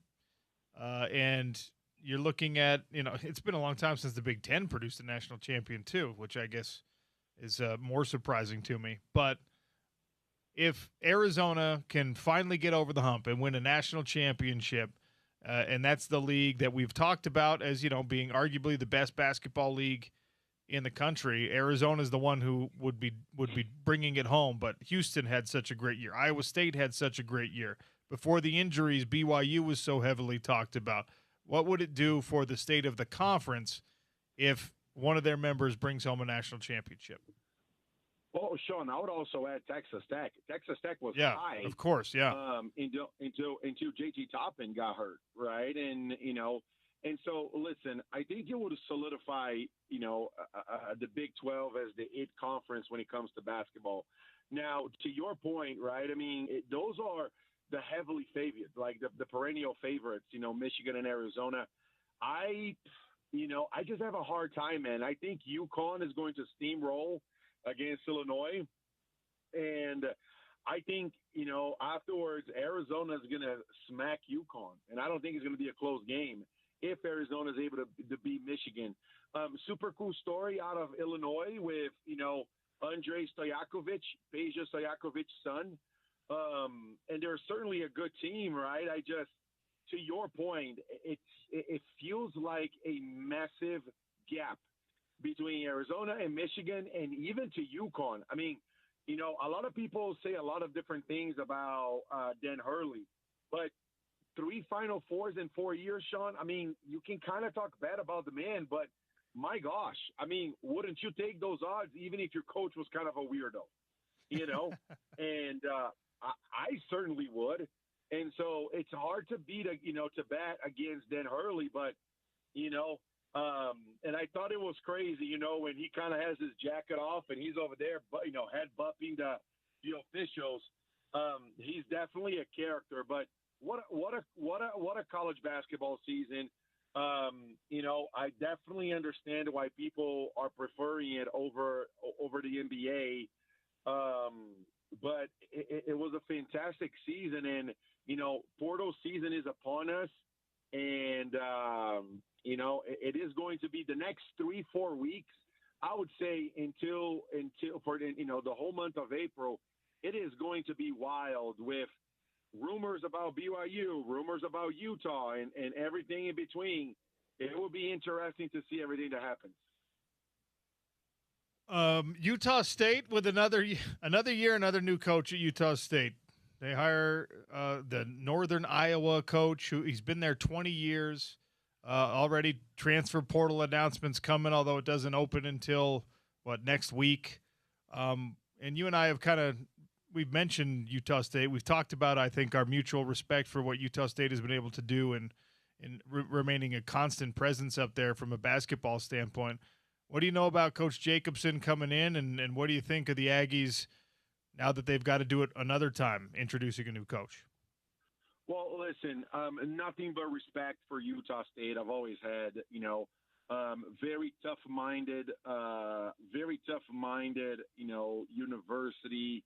Their fans are, they're passionate, like every fan base, right? But I've always respected Utah State because when I played there, they took a lot of shots at me, but it was never personal. Tough team to play, and it's a great basketball town, right? It's in Logan. There's not much to do there, and the Spectrum, when it's packed and it's rocking, easily one of the best arenas in the country, bar none. And but they kind of found themselves a niche of, hey, you come over here, you coach for a year or two, and you do well, and you're going to get a big payday. Interesting enough, they went after a guy that that wasn't kind of bouncing around a little bit. They went after I don't want to say a household name, like he's been, he's a big name, but he was coaching where he was for 20 years, and I thought it was super high class of him to go and give a press conference before he gets to Logan. But they're going to have to figure out, because, as it was released, their NIL budget was, $2.5 million, if not less. But it goes to show that if you just get the right mix of guys that buy into it, on one side it's sad because everybody's going to be playing for their next contract. On the other side is really great because you get a great college season out of your favorite team. Carson Templin, who was the Mountain West Conference Sixth Man of the Year, was a kind of a cult hero up there in Logan. Awesome player. He's announced his intentions to head into the transfer portal. Is that a guy you'd like to see on BYU's team? Maybe. I say maybe not because I don't think he's a good player. I say maybe because between him, Jake Wallin, and I'll probably pick one of them. I wouldn't pick both. And this is not a knock on either of them, but the state of college basketball and the roster that BYU has next year, you have space for one of them. You don't have space for both of them. And so I think they're both fantastic players. My personal preference would probably be Jake Wallin. I love Jake Wallin. I've always been a fan of his. Carson had a tremendous season. I was a former Sixth Man of the Year in the Mountain West, so it's a great honor to have. And but again, I think he's going to have some offers. And I think, Sean, it brings a point, right? And I know that, the focus will shift a little bit these next few months, but, what type of roster is BYU going to build? Are they going to build another roster that is top heavy and it is going to be filled with 2-3 players that will carry the load? Are they going to spread the wealth a little bit? How are they going to do it? And, it will be interesting to see the way that Kevin Young and his brother Justin Young formulate and put together a team, for BYU. And even more so, are the boosters and the collectives going to be as generous as they were this last year with AJ? Do you think they will be? I mean, the conversations I've had, because that's a question you have to ask. If you don't get any kind of return on investment, not a real one, of course, but an emotional one, are you willing to make that investment again next year? Is it because, you were willing to kind of, reach deeper into the pocketbook because you believed in what AJ DeBonsa represents and you believed in his talent? And look, I mean, they got another 5-star kid coming in. So obviously some sort of continuation is happening, but you're a lot more dialed in and connected in that world than I am. So do you get a sense that there's hesitation from the supporters, or is this something that maybe woke people up and said, hey, it's not just about that, but we have to keep investing? Well, so I'm going to give you my 2 cents, which is I think people are waiting to see what happens. The pocketbooks aren't as ready to be open and signed and filled out as they were last year. And, and no disrespect to Bruce Braun, but Bruce Branch is an incredible player. He's a 5-star. He's a McDonald's All-American. He's playing tonight in the McDonald's All-American game. But, it's not a fair comparison to compare him and AJ. Totally, completely 2 different players. AJ is a one-of-one guy, polarizing, right? Markets itself amazingly. And so, but it's one of those things that the fact of the matter is BYU losing in the way they did to Tennessee in the first round was very unexpected, very, very unexpected.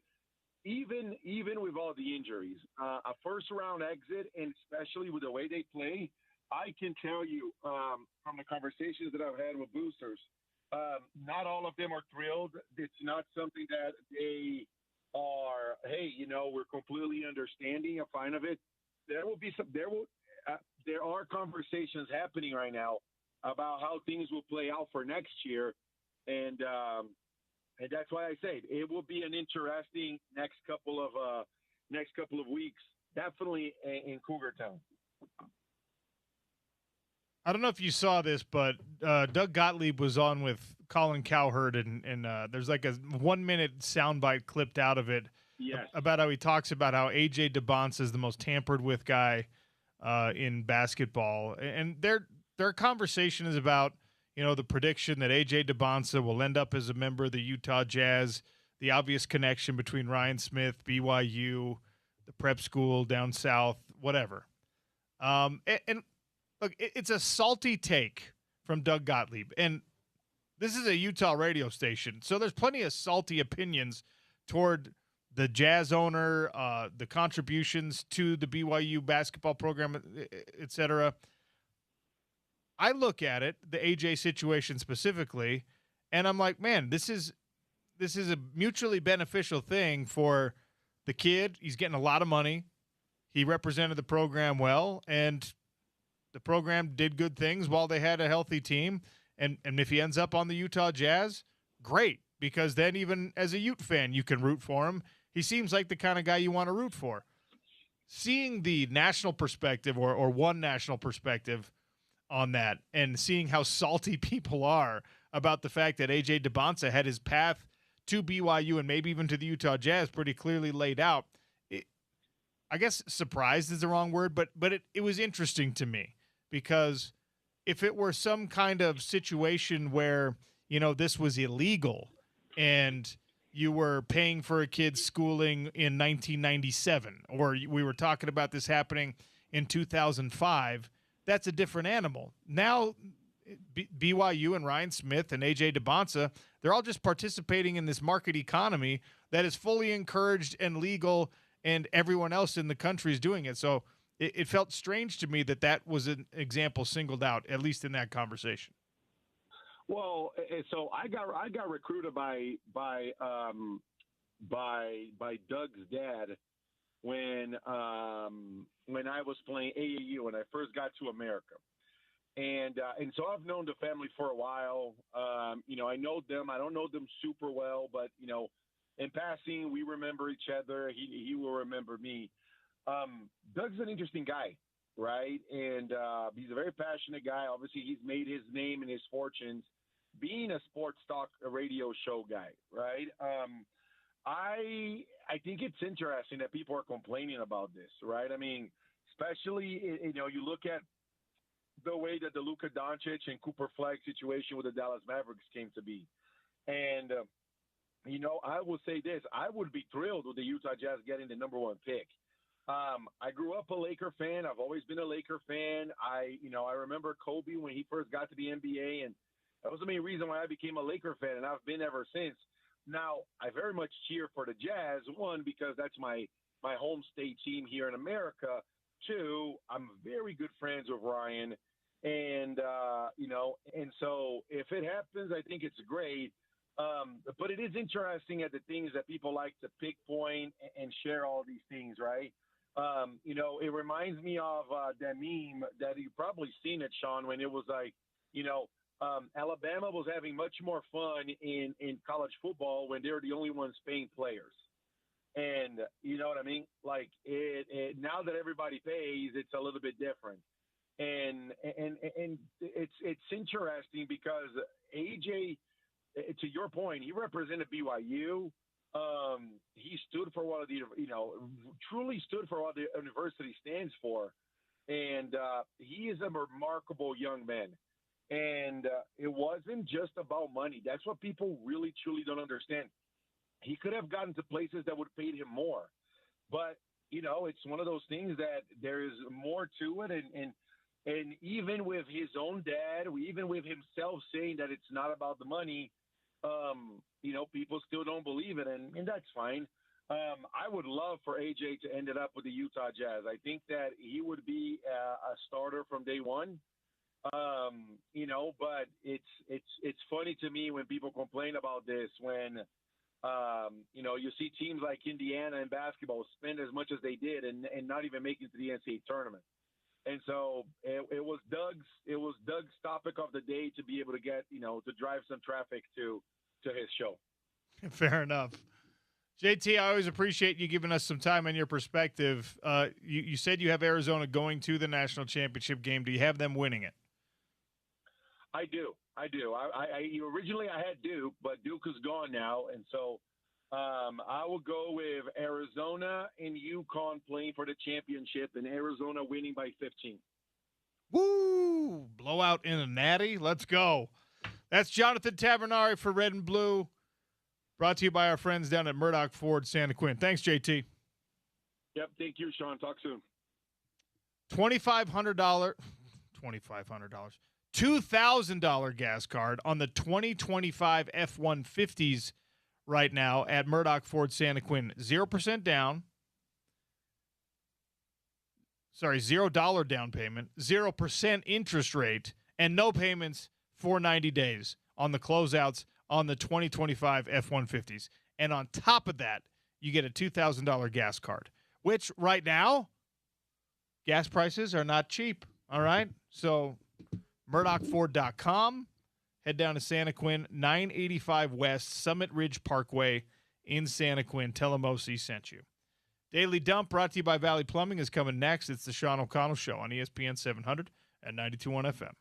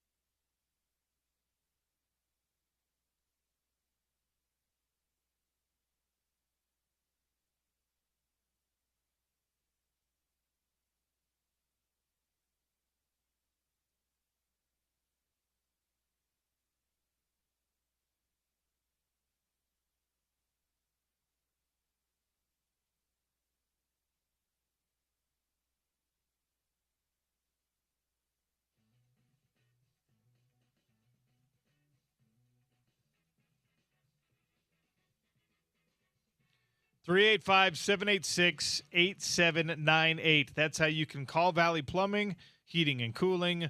Book yourself an appointment. Get that air conditioner or swamp cooler or whatever it is you're using to get them to check it out. I'll say this. My house is weird because we got a lot of windows on the back of my house, and we have a small second furnace in the basement. And then you got the main furnace. It's weird, all right? Yesterday had a situation where my wife had turned on the thermostat upstairs and turned on the air conditioning because it was getting too hot in the sun.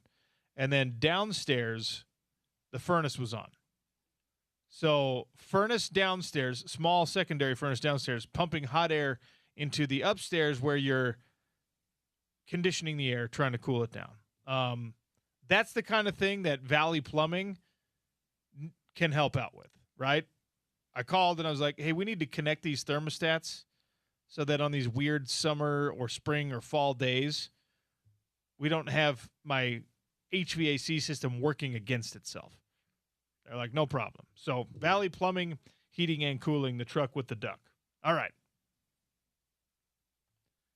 Daily Dump. Stories from all over the place. This is a premature, you don't have to worry about this for several more months now. I don't know if you watch Hard Knocks still. I'm still a fan of the Hard Knocks series. I don't like the Hard Knocks in season, if I'm being honest. It's just like we don't need Hard Knocks when the season's actually happening. There's plenty of football to talk about. There's plenty of football to watch. I don't need like the drama, the soap opera that Hard Knocks gives you. Yeah, don't they also have don't they have two different versions of that? They have like a divisional one and a team one. It's just it's diluted. It's diluted the product. A little too much. Yeah.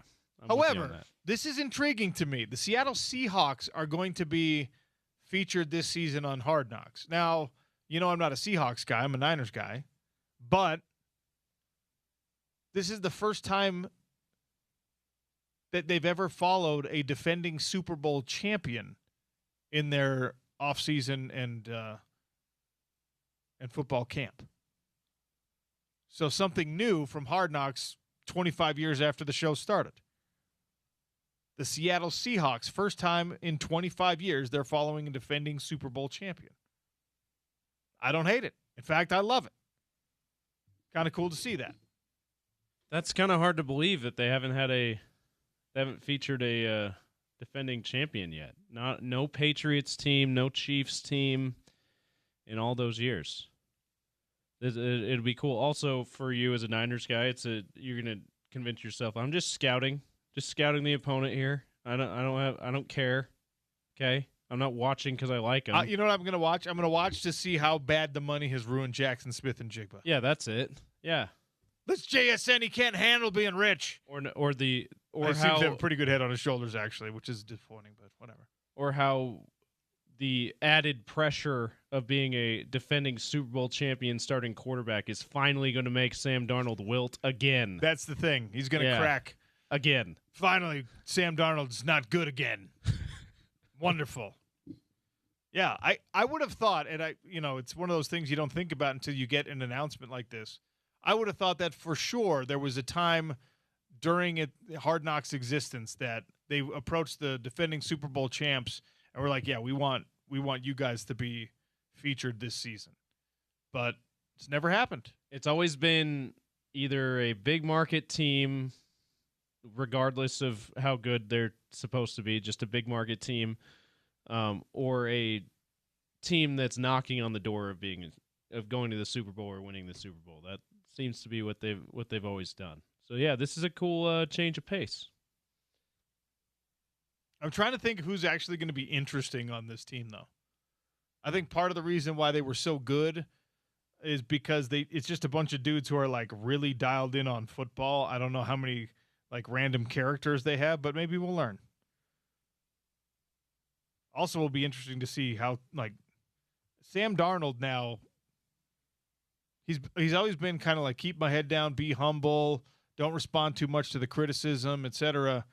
Does he keep that same energy when the criticism is no longer loud and it's all about the fact that you overcame that? It would be really hilarious to see Sam Darnold like completely flipping the script and starting to be like a diva. It just would not fit what we have seen from him at all. Pat Rileyism, the disease of more. Maybe that's what makes Sam Darnold be bad again.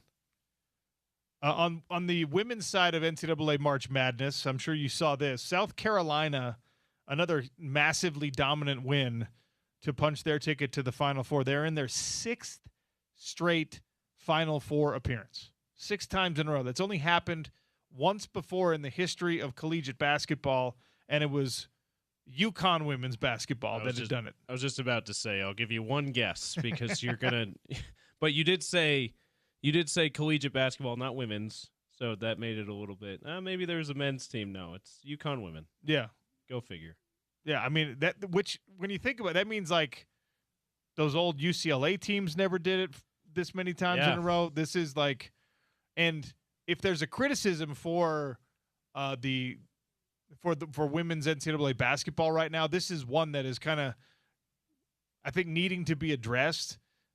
The disparity that exists in men's hoops, men's sports right now, is highlighted maybe even more so on the women's side of things because, of course, the primary booster investment has always gone and always will go to men's sports. And there are very few places where the women's sports are getting the kind of attention that the men are getting and the kind of NIL opportunities that the men are getting. And places like South Carolina, places like UConn is still getting some really good support. But South Carolina right now, Oklahoma for their softball teams. Obviously, Cody Campbell at Texas Tech has done some really good things. It's a small handful, a smaller than on the men's side, handful of athletic programs in women's sport are getting NIL investment. And because of that, partially at least because of that, the disparity is growing in women's athletics. It's had an opposite effect where it leveled the playing field a little bit on the men's side of things, in football especially, but in like women's basketball, where the success kind of begets more success, Dawn Staley has got it humming. She's donated back to her own program. Her boosters are very proud of what she's done. And South Carolina has like 4 of the best 10 players in the country on one team. Yeah, so UConn is and probably always will be the bluest of blue bloods on the women's side.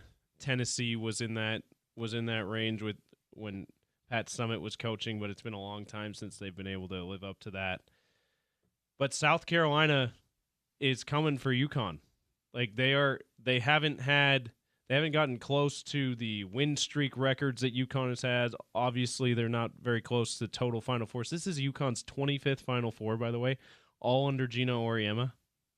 Crazy. That's an insane number. It's so crazy. That's more than I think Carolina has the most for a program on the men's side in Final Four. That's more than their whole history of Final Fours. So they're obviously the new blood here, but as long as Dawn Staley is there, and as long as, like you say, they continue to have that financial support to field a great roster, they're not going away.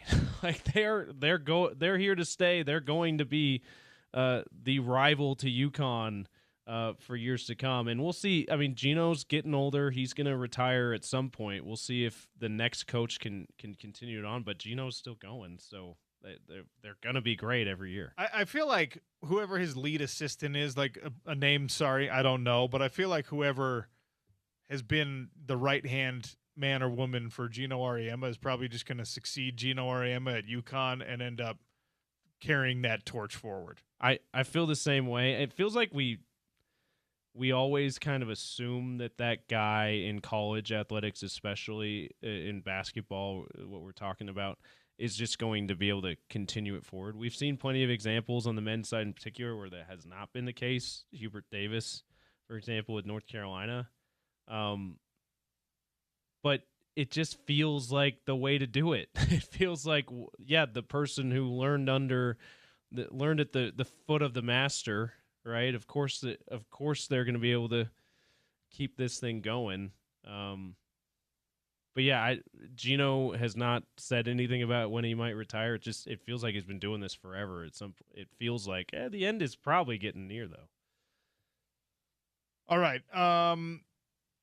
This one is so before the Utah Mammoth became a thing, before the Utah Hockey Club became a thing, I was a Sharks guy. All right. My grandma made me a Sharks fan because she was living in San Jose when they got the expansion franchise, and she bought me a bunch of Sharks gear and took me to a Sharks game. And so my, whatever that was, 9-year-old self was just like, yeah, I love the Sharks. So I always followed the Sharks. I got to work for the flagship station of the Sharks when I was in San Francisco. I have a certain affection for the San Jose Sharks, but now it's all Mammoth, baby.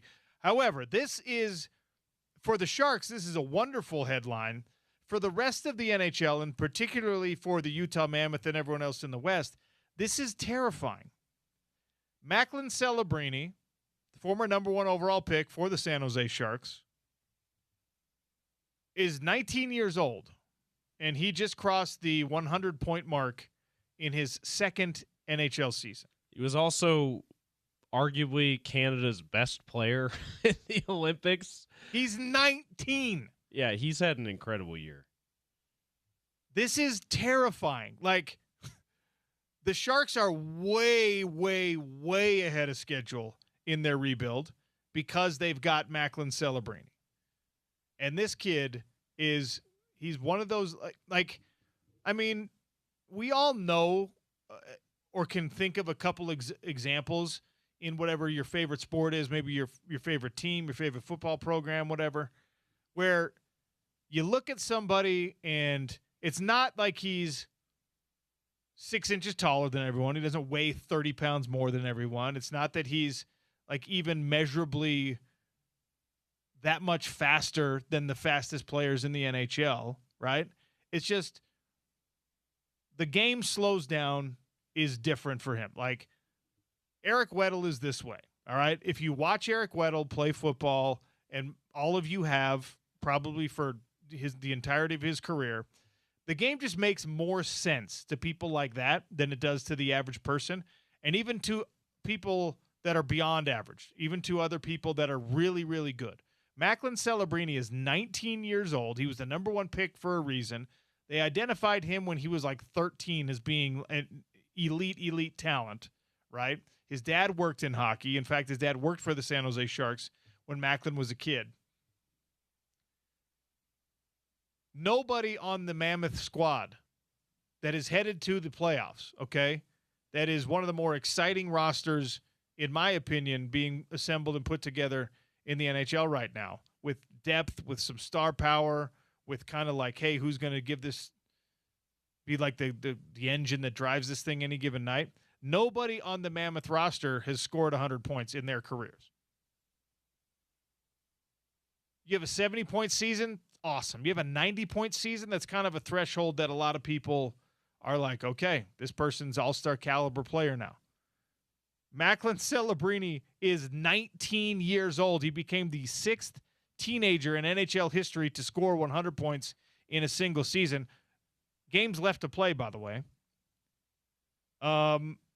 Sidney Crosby, Wayne Gretzky, Mario Lemieux, Jimmy Carson, Dale Hawerchuk. These are the other 5. So those first 3 are only like the 3 best players to ever play, maybe. My gosh. The last person to do it was Sidney Crosby in the 2006-2007 season when he was 19 years old. Gretzky did it. He did it when he was 19. When he was 18, Edmonton wasn't in the NHL yet. Oh, okay. It was pre-merger. But he probably had 100 points as an 18-year-old. So as a professional, he's probably the youngest to get 100 points. That's insane. He was the 3rd fastest to hit 90 points. That was last season. It only took him 62 games to hit 90 points. I'll give you a guess as to who the 2 that were faster than him are. Then Gretzky?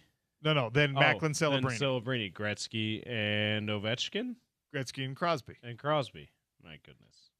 So this kid he's going to be in a Sharks. They're never going to let him go, okay? He's going to be in a Sharks uniform probably his entire career. Lock him in the tank. And you're going to have to deal with him in his individual stardom in the Olympics, playing for Team Canada, and obviously in Western Conference NHL hockey. This is like the equivalent of, oh, great, your team is really, really good and is getting better rapidly and is incredibly exciting. Oh, crap, you got to deal with Victor Wembanyama for however long he decides to play. That's Macklin Celebrini. He is in the conversation from a record standpoint, from a statistical standpoint, with Sidney Crosby, Wayne Gretzky, Mario Lemieux, Jimmy Carson. Like, that is a Mount Rushmore of hockey right there.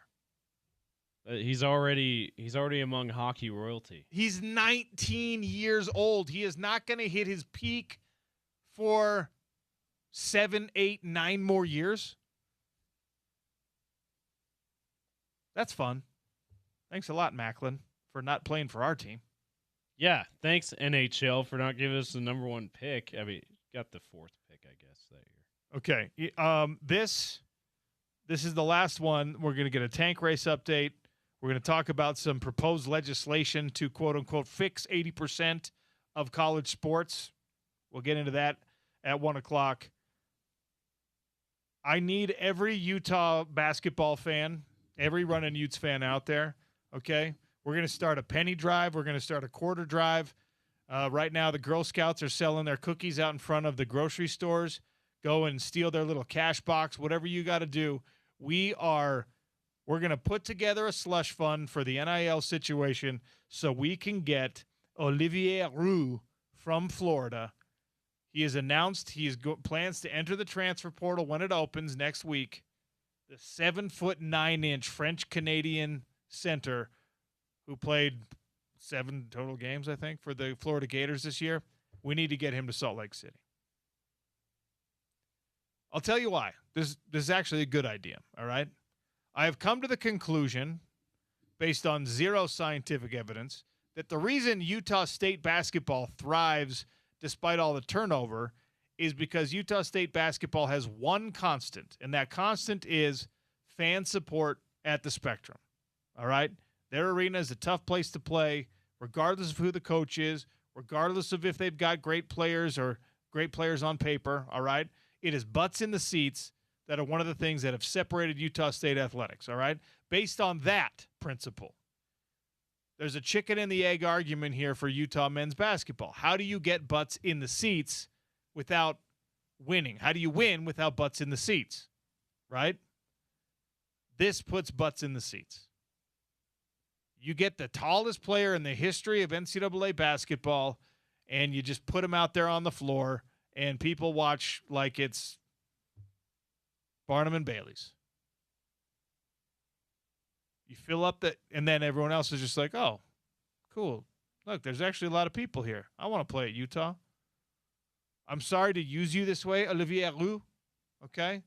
I'm sorry you came all the way from Montreal to Florida, and now you need to get back to somewhere more like Montreal. You need to come to Salt Lake City. But we're going to put you out on the floor, and we're just going to have people in the seats watching you dunk without jumping. You in, James? $5? Yeah, I'm in. Are you pledging? Yeah, I'll give you $5 for Olivier Roux. All right. Towards Olivier Roux. All right. All we need is like another, I don't know, 50,000 people to give us $5, and he'll come to Salt Lake. I know 50,000 people. You know 50,000 people. Let's ask him for $5. Well, we got between 50 and 100 listening right now. 50 and 100,000 listening right now. I'm assuming. I don't have science to back that up, but $5 from everyone. We'll get the tallest player, 7'9". We all saw the viral video of the other guy that was 6'8" standing next to him and be like, what is your deal? I want him in a Utah uniform. I know it's not likely, but I want it. All right, I got to sneak one more thing in, actually. Did you see the announcement that Chick-fil-A made? I am like middle of the road on Chick-fil-A, okay? My wife is keeping Chick-fil-A in business with her multiple weekly visits. Did you see the free ice cream offer coming from Chick-fil-A? I actually love this. I applaud this. Chick-fil-A is offering free ice cream to families who are willing to give up their cell phones at the table while they're eating. So if you go to Chick-fil-A, I think the plan when they roll this thing out, the plan is they're going to give you like a to-go box thing, you know, and you have to put your cell phone in the box. You have to leave your cell phone in the box while you're eating. And then when you're done, you can say, hey, our cell phones are still in there. The box is still sealed. Can we please have some free ice cream? And they will give you free ice cream just for putting the screen time away, not letting your kids be on the phone, you yourself not scrolling while you're eating. They're trying to encourage family conversation, face-to-face interactions. And look, the margins on that ice cream anyway are ridiculous. So, all right, Chick-fil-A, throw the cell phone in the box and get yourself some free ice cream. That's going to get my business, James.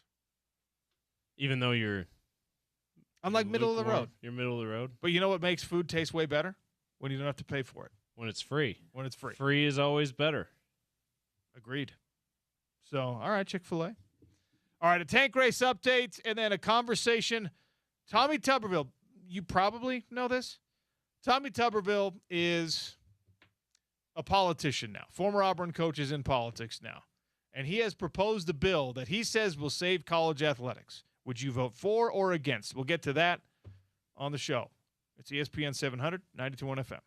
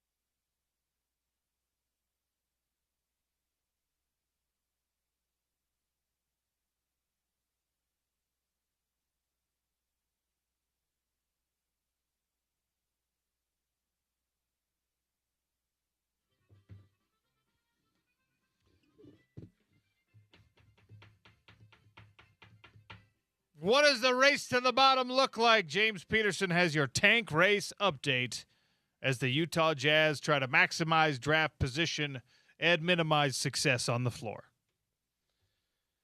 Yes, they fell to the Cavs last night, so let's go. That helps the tank for sure. They actually hung with Cleveland all game though, so it was a little bit nerve-wracking. The same way the Nuggets game was, the recent Nuggets game was.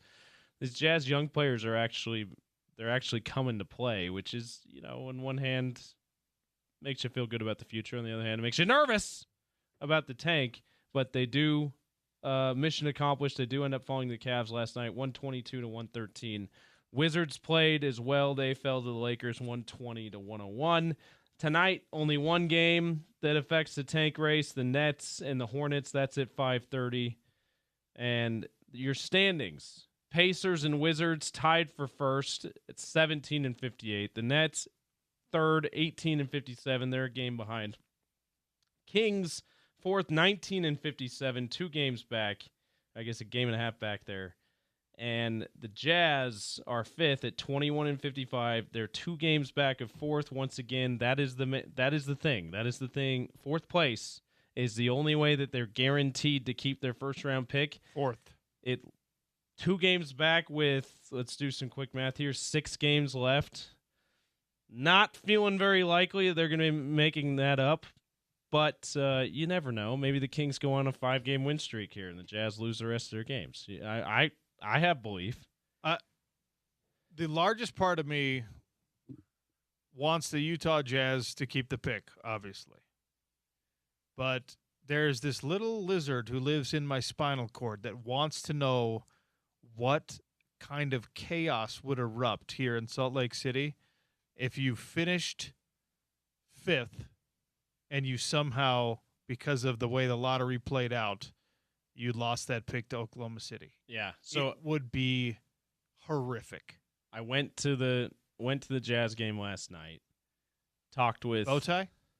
No bow tie. I got James. I got the station shirts now, so I wear those. All right. Bow tie doesn't really go with it. Yeah, fair enough. Unfortunately, but talked with Sarah Todd. Yeah. And I'm like, so at NBA Sarah. Yeah, what's the fill-in radio host Sarah Todd now? I asked her, like, so what is the percentage that the Jazz get the 9th pick if they finish 5th, which is the most likely thing here, fifth the worst? She said it's like 0.6%. Okay. So it's all but it's prohibitively rare. It's prohibitively rare, but and it, unlike when they had the worst record last season, they won the tank race and then fell to 5th. That was the most likely outcome, odds-wise, percentage-wise. The most likely outcome for them was to get the 5th pick. In this case, as the 5th worst team, the most likely pick to get is, interestingly, the 6th pick. So only dropping one spot. So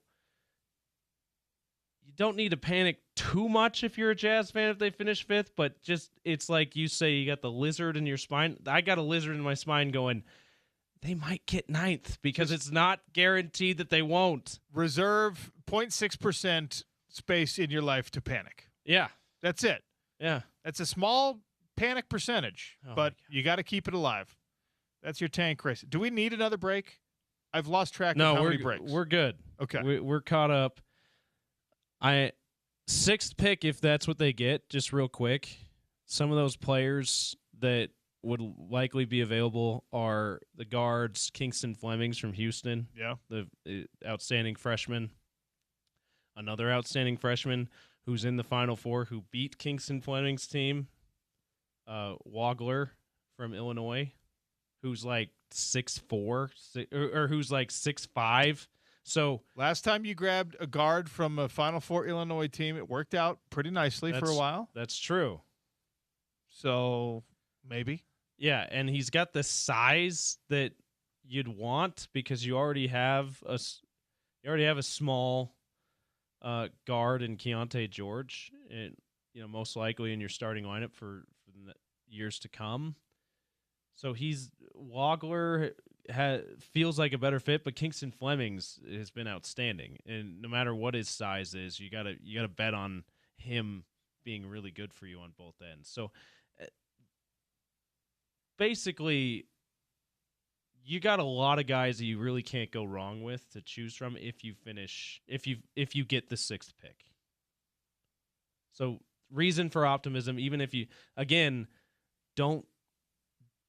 let's not lose our minds if you're not in position to draft AJ DeBonsa. That's not the point of this tank race. That's the point of this tank race is to keep your pick.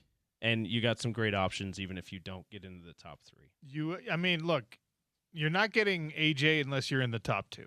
Right. And probably number 1. So when last season it was understandable that that people were very upset that you didn't end up getting a chance to draft Cooper Flagg because you were the worst team in the league. It seems like it's going to work out with Ace Bailey.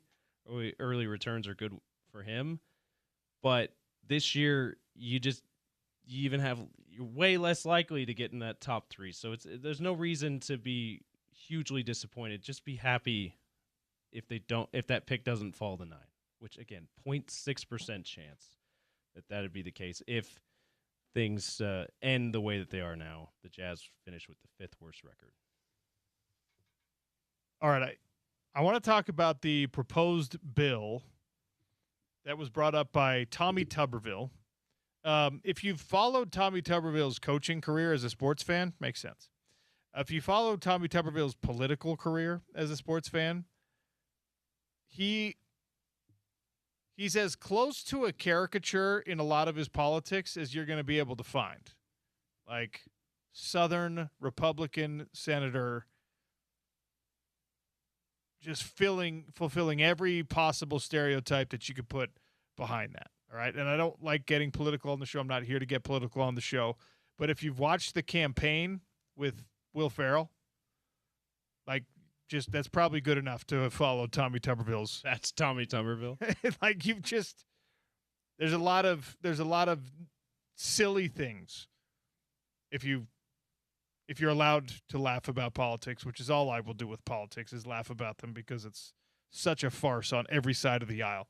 But Tommy Tuberville might be completely redeeming his entire political career with this exact story. He has introduced a bill to do what he says. He will curb the chaos in college sports. He says this will fix 80% of the problems in college sports. And he believes, although it's more of a stretch to try to put the connection in a way that makes sense, he believes that this will keep Olympic sports, non-revenue sports alive because you're not going to have such an insane arms race happening all the time for big-time talents, for blue bloods, for whatever, right? So I guess you can kind of extrapolate one outcome from the other. The thing is, no matter what rule set you allow schools to exist under, their primary investment is going to go toward football and basketball. And even if you settle and calm the waters a little bit, you're still going to see these arms races escalate. Like, one transfer portal window didn't reduce the amount of money people were willing to spend in the transfer portal window. It just put it all in one window instead of separating it between two. It probably helped players on some level because there was no like, hey, we got to save some money. We got to keep some money back for that spring window just in case somebody, a valuable player wants to jump in there. Now the investment, they know in January you can put it out there. But I digress. I put a poll question out there. Would you vote to approve this or not? It was proposed in a hearing last week. Obviously, Tuberville coached at Auburn. He does like to weigh in on all things when there's the Venn diagram crossing over between politics and especially college sport, but sport in general. But, much like the majority of college football fans, he has expressed some concern that it's non-sustainable moving forward. So his proposal is that you eliminate the 4 years of eligibility, which a lot of players have already asked for and sued for. You make it 5 years of eligibility. You can play all 5. But it has to be 5 consecutive years. So red shirt, no more red shirt. No more red shirt. No more red shirt. So if you sat out for any reason, whether it was a second transfer or some kind of pseudo red shirt situation, I wonder what the situation would be if you had a season-ending injury and there's no way they're preseason camp kind of thing. They're never going to eliminate medical red shirts. Yeah, like it would not. I wouldn't think so. The lawyers would just come in and be like, "You took away 1 season from this person from something they couldn't control. You have to let them get it back." And Tommy Tuberville doesn't want that because he doesn't like 25, 26, 27-year-old players in college sports. But the medical redshirt thing, it just is what it is, okay? His proposal, though, 5 years. As soon as you start your clock, it's 5 consecutive years. You can play in all 5 of those years. And the more important, the more salient point here for me, something that I've talked about as a potential solution on the show, you get 1 penalty-free transfer. And if you transfer again, you do have to sit out a year, which, of course, is going back to the old way of doing things. And in that case, you would get 4 years instead of 5 because you sat out a year. Yeah. Under this system. Okay.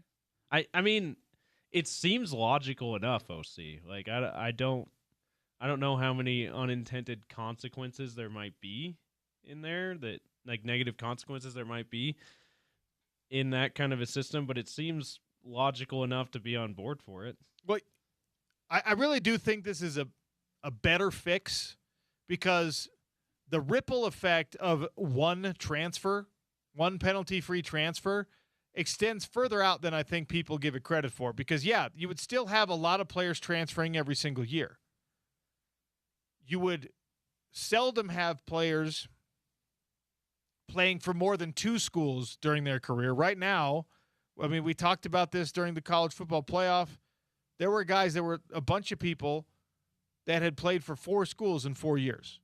There were some people who had been like at 6 schools in 7 years. Yeah. See, that feels strange. It feels kind of icky for college sports. Yeah. Right? And even if you don't care at all about academics and the student-athlete portion of this, I promise you it's a lot harder to make sure all your credits are transferring if you're school number 5, school number 6, and make sure you get your degree on time. And I will die on the hill that it is in everyone's best interest that when you take student-athletes and you send them out into the world, they at least have a degree.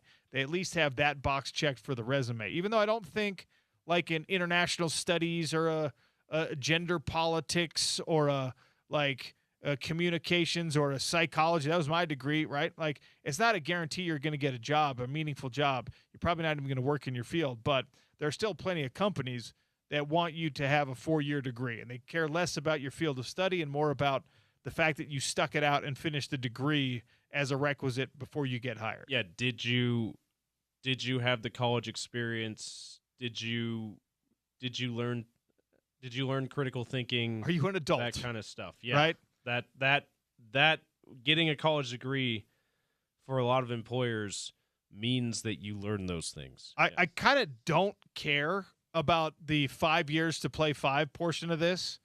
If that's important to people, great. If you want, like, to me, the 1 transfer thing is where this fix could potentially come in, because there's a couple ways to think about it, right? Let's say you're at the University of Utah, okay? You're a high school senior who takes an offer from the University of Utah, and wow, I have a great – well, let's use Kelvin Obot as our example, okay? He had offers to go wherever he wanted. He decided to come to the University of Utah, right? Let's say there's a few growing pains, and you have like an 8-win season, right? He's a 5-star athlete with big-time offers. When the transfer portal opens in 2027, he's going to get phone calls from Michigan and Notre Dame and Ohio State and USC, right? And if he knows, well, man, these offers coming in are wonderful, but I can only take them one time before there's a penalty. You're going to think a lot more carefully and a lot more critically about those offers, right? The hidden value for Utah in that regard is that maybe he says, you know what, I think I can get a lot better staying here under Jordan Gross. And if I stick it out next year and things go more favorably for me here, I won't even entertain those phone calls next year, right? It gives you potentially, and no guarantee, but it gives you a higher likelihood, in my opinion, that a kid is going to stave off the first wave of, hey, please transfer. Like, it is not tamper-proofing somebody, but is offering some tamper resistance to somebody because they're still going to get the emails, the text messages, the phone calls. But if in the back of their mind, this guy in football or this gal in basketball or gymnastics or whatever is saying, yeah, transferring, I mean, I've thought about it, and wow, that's $1 million offer, a $2 million offer, whatever. But if I take this, I'm stuck wherever I end up for the remainder. My flexibility is gone after this. So I need to really carefully think about it.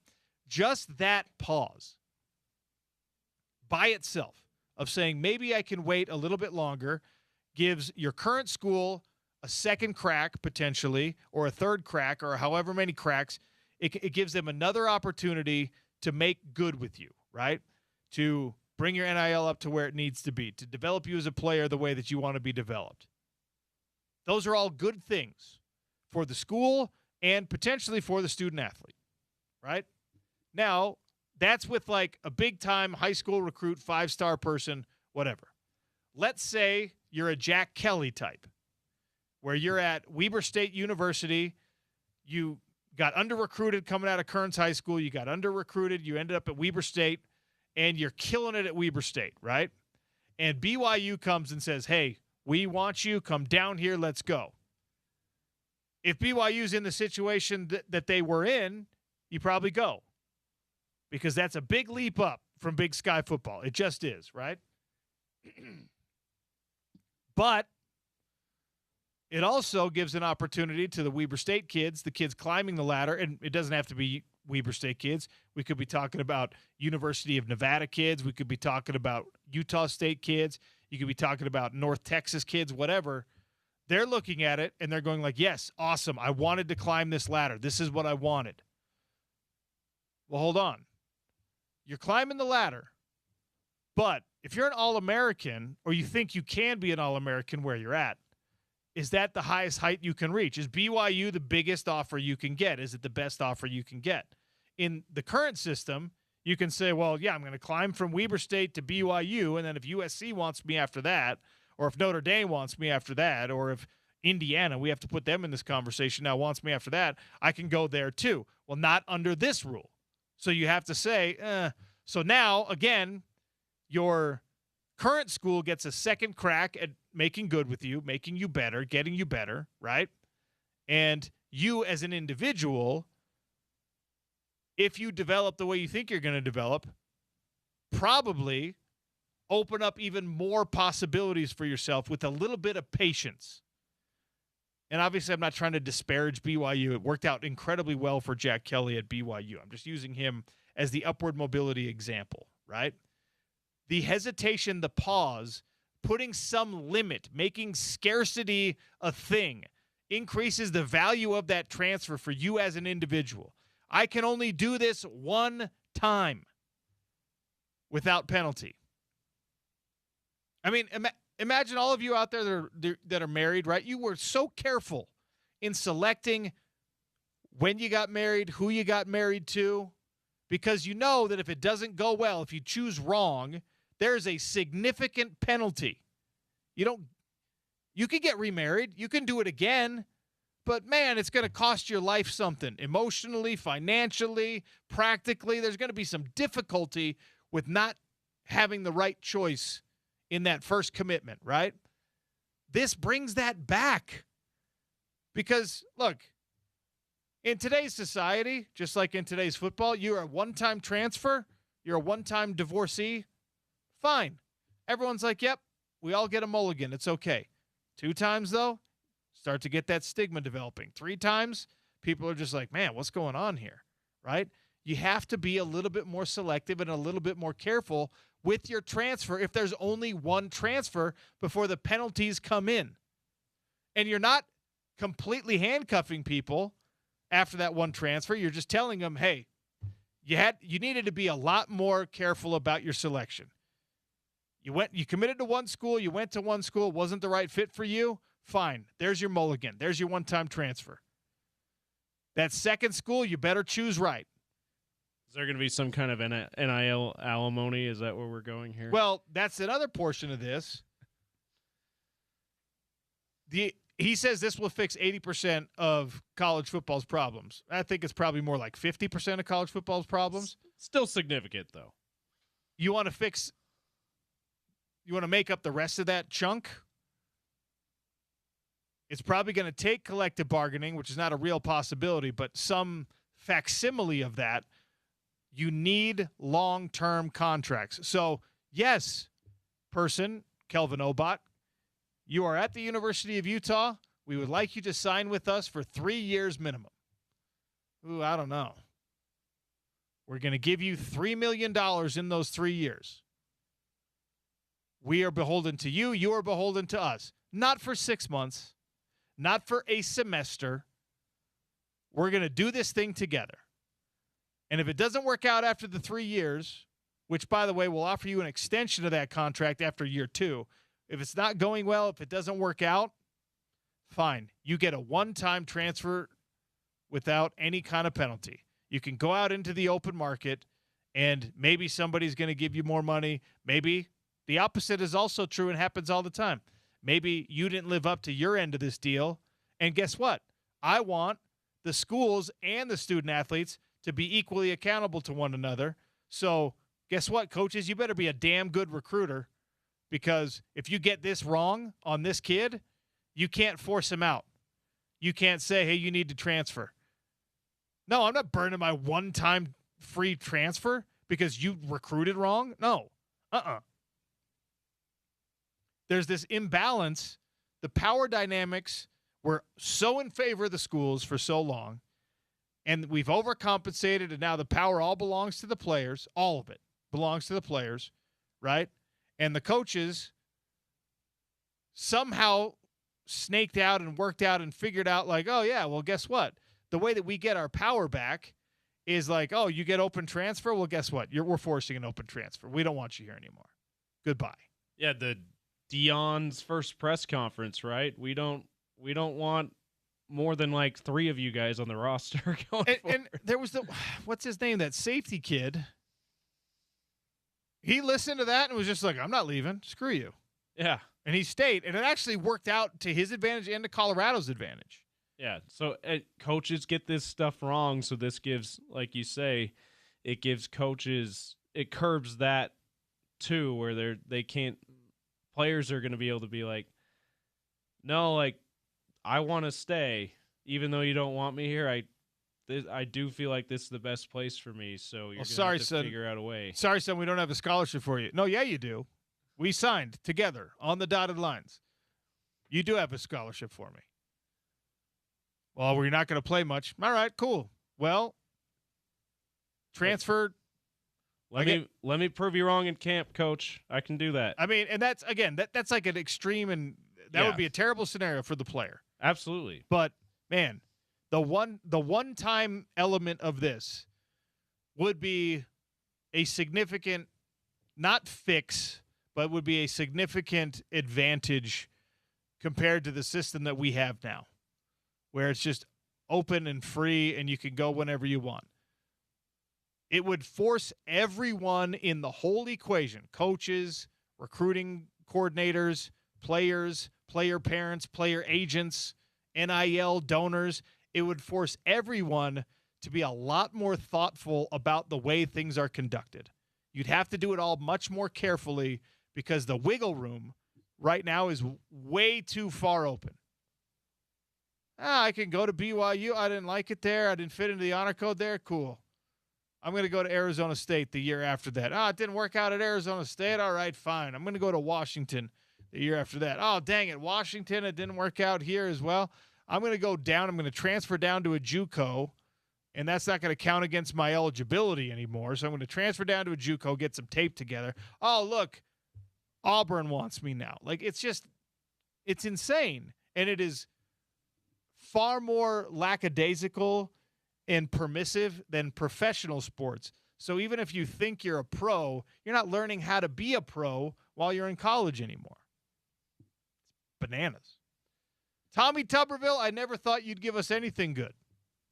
But here you are with at least a suggestion I'd get behind. He's like, hold on, OC. I did have an undefeated season at Auburn, so I know a little thing about fixing college football. Rafe on Twitter brings in something interesting. Wonder if there would be some kind of clause for athletes that might be unavailable for a couple of years after maybe playing 1 year. Might be a factor for some players in Utah more than other places. The mission clause, you're not going to be able to take that away. Right now, and this goes back to time immemorial as far as I'm aware, when you started your clock, when you came out of high school, you enrolled in school, that started your eligibility clock. As soon as you enrolled as a full-time student at a university, you were losing eligibility. Your clock was ticking. The only two things that stopped it were church service or military service. That put a pause button on it.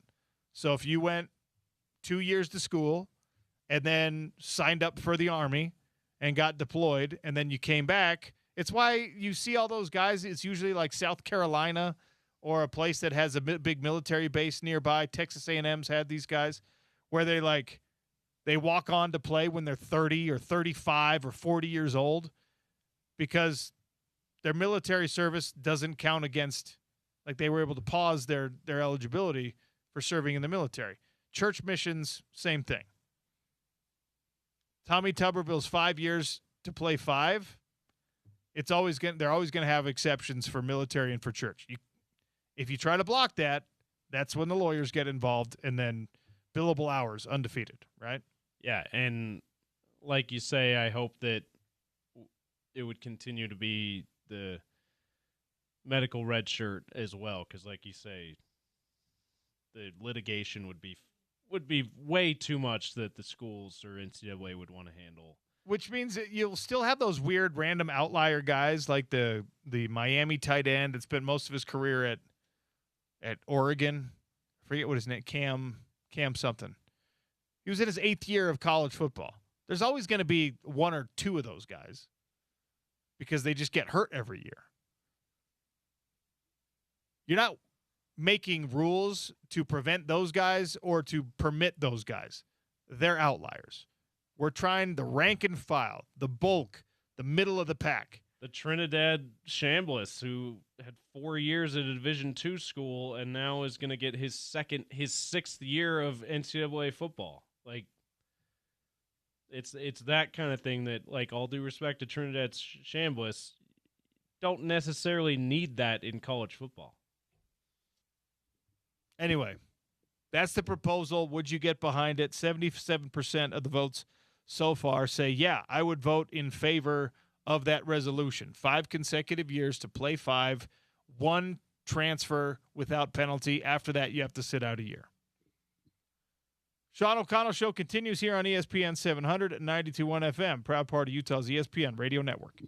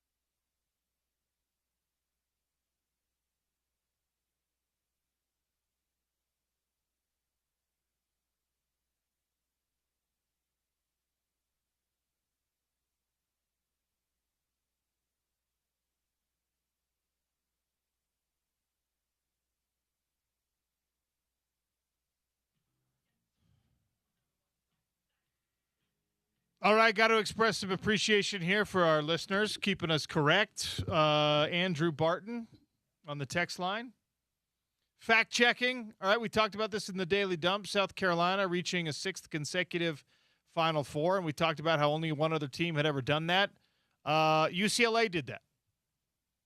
UCLA men's basketball won 7 consecutive titles, so, of course, they made it to the Final Four in all those years. And actually, it was 10 in a row for John. I thought there was a year in the middle. Incorrect. Yeah, so they're the second women's program. They're the second women's program. UConn's they've done it 6 times in a row before. Is that what you said? UConn has done it. And this is this is my fault, okay? But I will say this comes from laziness in research. All right? I'm pulling back the curtain because I saw this and my immediate thought was they can't be only the second program to make it to 6 consecutive Final Fours. So I Googled NCAA basketball teams who have made 6 Final Fours. And it was UConn and South Carolina. And I was like, oh, okay, I guess so. One extra layer of research, me questioning one little bit further and being like, no, UCLA must have. That would have taken an extra 5 to 7 seconds, and I didn't do it. And because of that, we spent 3 minutes on air gushing about a fact that was unfortunately inaccurate. Thank goodness for Andrew Barton, who we're just going to say he's part of the Barton football family. He's a cousin or something. He's got to be. If he's such a big listener to the show and he's so correct, he's got to be part of the Barton football, Barton Utah athletic royalty. the least known Barton.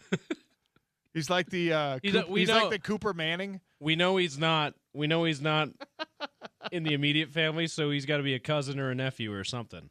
He's the black sheep who's just the best statistician of them all. Yeah, that's fine. He's like Todd Newcomb. He reffed the games.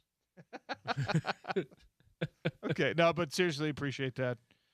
And mea culpa. It's a bad one. Doesn't take away from South Carolina and Coach Staley's accomplishments. Wonderful. Absolutely. And but got to keep the respect on John Wooden's name. Yeah, especially if you narrow it down to women's basketball programs, that there is only 2. Taylor on the text line is pledging $100 for Olivier Roux. We're trying to get the 7'9" Floridian. Well, he's not Floridian. He's from Montreal. Yeah, the Quebecois. But he's going to enter the transfer portal, and I'm campaigning that we get him to be some kind of sideshow act for Utah men's basketball. He's a Runnin' Utes curiosity that's going to get you into the Huntsman Center. And so instead of Runnin' Utes on the jerseys when he's playing, you call it like the Loping Utes or something like that. Loping Utes, yeah. Because he doesn't run very normally at 7'9", as you might. Of course. And hey, Alex Jensen is the guy that turned Rudy Gobert into an effective, probably Hall of Fame basketball player. He can turn Olivier Roux into that at 7'9". Like, come on. What about the upside here? It's not just a sideshow act. We're banking on the development that he can get at Utah too. But yeah, so far we've got $5 from me. Is that what we decided? And then $100 from Taylor. We're up to $110 because you're doing $5. $110. Tell your friends $5. We can get the tallest college basketball player ever. After how much I was just flummoxed by this yesterday, we have to tell you the follow-up. The name of the referee that Dan Hurley went like forehead to forehead with is Roger Ayers. Okay. Roger Ayers is not going to be reffing any more of this season. He has not been assigned to the Final Four. Probably the right move. You could put him in the Michigan-Arizona game if they wanted to, but probably the right move to not, like, if UConn's playing, you don't ref. Seth Greenberg said that he spoke with Ayers, and Ayers said to Greenberg that nothing happened with Hurley, and that he didn't know what Seth Greenberg was talking about. said that the interaction with Hurley was absolutely nothing. Okay, pretend you're not good friends with Dan Hurley and then answer the question. Because something happened. And by the way, so you have two people saying that was nothing. It is the ref and it is Dan Hurley. Everyone else is just like, this is weird, man. This is like something has to happen here. This is crazy. And the only two people who are actually involved in the, albeit brief, but seemingly outlandish incident, they're both like, no, there's nothing. What do you mean? It's like, you guys going to kiss or something? That was weird, man. Why'd you get so close to each other? Mr. Ayers, respectfully, do you know that Dan Hurley, not even a month ago, got tossed out of the final game of the regular season because he tapped a ref on the shoulder in a heated moment? He put his head on your forehead and stared you down like how about that? How about them apples? The wildest Roger thing, Ayers. We are now at a place in society, and blame whoever you want to blame for it, but we're now at a place in society where we can all watch something with our actual eyeballs and then be told, no, that wasn't the thing. That wasn't anything. That didn't happen. It's like, no, I watched it happen, dude. We all watched it happen. Oh, it was nothing. It wasn't feels like nothing. A Family Guy or South Park sketch break away from the plot of the episode. Boom, boom. Oh, someone, and that wasn't anything. It's like the Family Guy chicken episode where the chicken's beating Peter up and they're beating each other up the whole time, and then it's like if they ended that episode like, oh yeah, we're good. We weren't mad at each other. Like that's the weirdest thing. The Dan Hurley also, I think he was on with, was it a podcast he was on recently? And was that, yeah, he was asked about it on a podcast yesterday, I suppose. And he basically said, yeah, Ayers and we're boys. Like when that happened, I lost, like anybody could have walked up to me and I would have done that to him. But we're good friends. Like it's not a big deal. And it's like, okay. So that's why I think it's the right move for the NCAA to say, okay, if you have lost your objectivity as a ref to where you're going to allow that to happen because you're not personally offended by it, we probably should take you out of the rotation. I think that's the right move. The article doesn't really mention whether or not he was reprimanded and said, because of this, you're not going to work. But I think that the right move is to just be like, oh yeah, you're just not assigned. It's not your turn. And then if he wants to be like, well, why not? You can say, are you serious?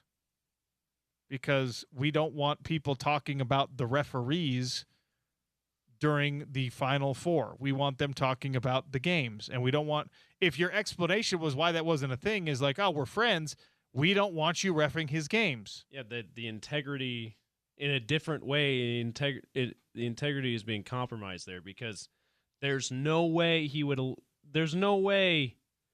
that this ref would allow another coach to do that without any kind of penalty like there was it went down. And Dan Hurley, whose excuse was I was caught up in the moment, like he's got to understand there's consequences when you lose your mind when you're caught up in the moment. Also, I want to know if Seth Greenberg is lying or if Ayers is lying. I don't know what you're talking about. Yeah. Also, Seth Davis looked into it as well. Or is this going to be a thing until games start?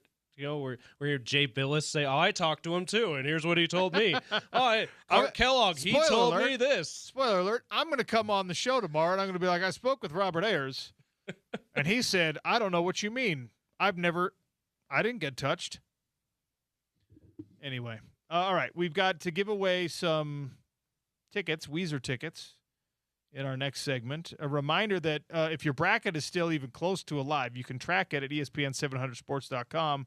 Our $1 Million Bracket Challenge brought to you by Big Willie's, Game Day Men's Health, Intermountain Bobcat, Budweiser, International Sportsman's Expo, and the Utah RV Super Show.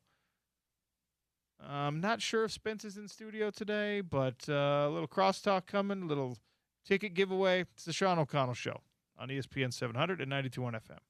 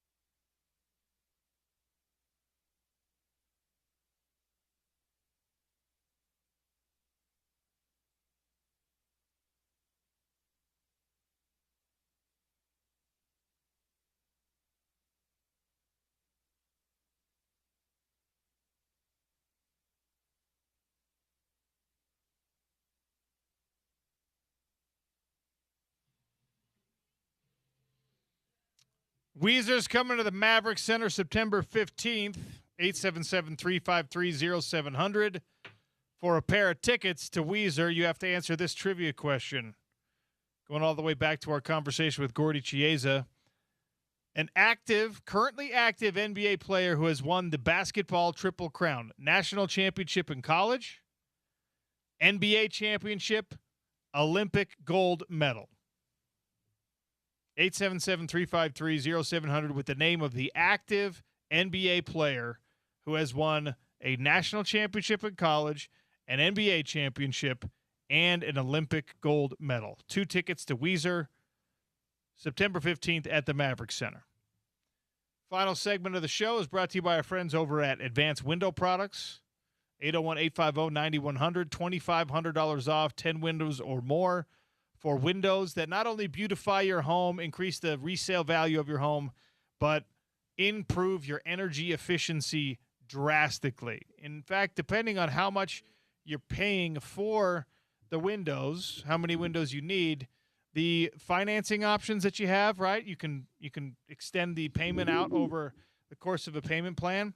You might actually be able to cover the cost of your windows with the savings that you have on your energy costs. It's a wonderful opportunity for you to get involved now with Advanced Window Products. 801-850-9100, $2,500 off, 10 windows or more. The Drive with Spence Checketts is coming up next. He and his awesome dog Duke are here in studio. Tune in on the YouTube channel right now, and you can see a little battle royale happening between Rocky, tipping the scales at about 140 pounds, and Duke, who he looks like he's about 85, 90 pounds because of the fluff, but he's like 65 pounds. He's got hair that makes him look bigger. He's not, though. He's not bigger. He's lithe. He's wiry. He wishes he was. Hey, there's Spence. Again, our dogs are basically us in real life. Yeah. Sean outweighs me by about 70 pounds. Probably more. What are you at? Do you feel comfortable? Like 235. Oh, wow. 60. You got me by 65. Okay. All right. We're not in the same weight class. Okay. Duke and Rocky not in the same weight class. Duke thinks he's stronger than he is. Duke's very handsome, attractive, charismatic. Right? Yeah. Also, all true. Yeah. All true. Yeah. And that's where the analogy between the dog thing falls apart. No, I was continuing. I need a pledge. I need a pledge from you. What do you got? Right here today. What do you got? Olivier Roux, the 7'9" freakazoid from Florida. Kind of rude, but okay. He is going to enter the NCAA basketball transfer portal. I want to get him to the running Utes, in which they would be the lumbering Utes, they would be the loping Utes, but I want to get him here, and you'll increase attendance by 500 people per game just to see the 7'9" circus show. I heard the segment coming in. Have you seen this young man play basketball? Yeah, he doesn't even have to jump. He's also not very good at it. He's getting there. So, all right. And James makes a good point about Alex and how he's developed to bigs in the past. You know, Dennis Lindsay came on my show after they drafted Rudy, and I'll never forget what he said. Because I didn't know anything about Rudy. And he said, we're at the combine, and scouts are treating him like he's like a circus attraction. Didn't know what to do with him. So maybe Alex can work his magic on this young man because, again, he is very tall, but he's not very good. So the draw is getting fans of the Huntsman because it's a unique watch. Yeah. Okay. Yeah, because it's that chicken and the egg. How do you get him there without winning? How do you win without getting him there? Okay. All right. Bring in the 7'9" wunderkind. Don't say it like that. Here's the issue. Oh, I forgot about the Rocky headphone dynamic. Yeah, you can't put your long corded headphones in. And here's the issue, though. If you're I know that you like to watch where your money goes. I like that about you. And that's a kind way of me calling you extremely cheap. Yeah, that's right. If you're lobbing $5 in, you got to up yours if you want mine, is what I'm saying. All right, I'll make it 10. Okay, calm down. I was thinking $750. But fine. I'll throw 100 in the pot. Okay, wow. I heard a texter say 100. King in the castle, king in the castle. Well, no, I'll match our texter's donation. Awesome. And James with your $5. I mean, my goodness. Olivier Roux, he's on his way to Salt Lake City. On a more serious note,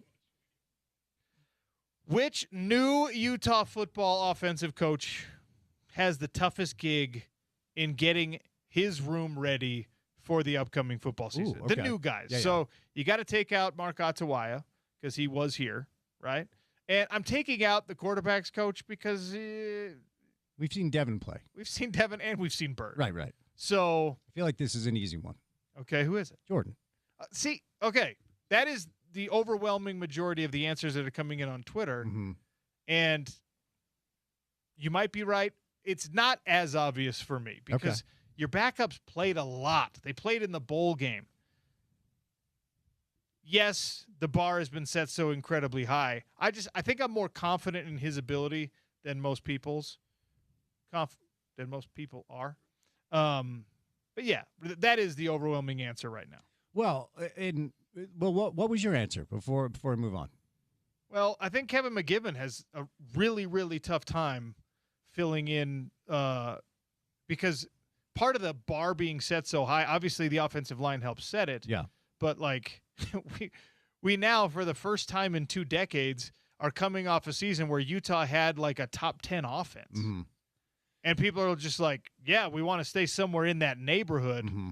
That is prohibitively difficult. Absolutely. I was thinking more position by position. The answer, certainly, if you include Kevin, like the offensive coordinator is the answer because of the shoes he has to fill. I just feel like, and to your point, yeah, there's some experience with the backups and the freshman who Jordan knows is apparently a stud. That group last year was so dominant. When I read the stat, Utah led the nation in yards before contact and was like 3.7. I'm like, what? The running backs and quarterbacks are rushing for almost 4 yards before they're touched. And you got pretty good. You got 2 first rounders. One maybe top 5 to 7 pick. We'll see. I think there's a case to be made. It might be an easy one that's the best offensive line we've ever seen here. Kyle said it himself. Well, we might go back, and we've talked about this on the show as well, that, when we're having conversations about the all-time great position groups and the all-time great offensive lines 15 years from now, 20 years from now, are we going to be talking about that group the way that we talk about, Sugar Bowl defensive line or a Sugar Bowl defensive backs group or whatever, or right? Linebacker, right? Yeah. Like that. Yeah. We might be doing that because even Alabama doesn't often get 2 first rounders in the same draft. Right.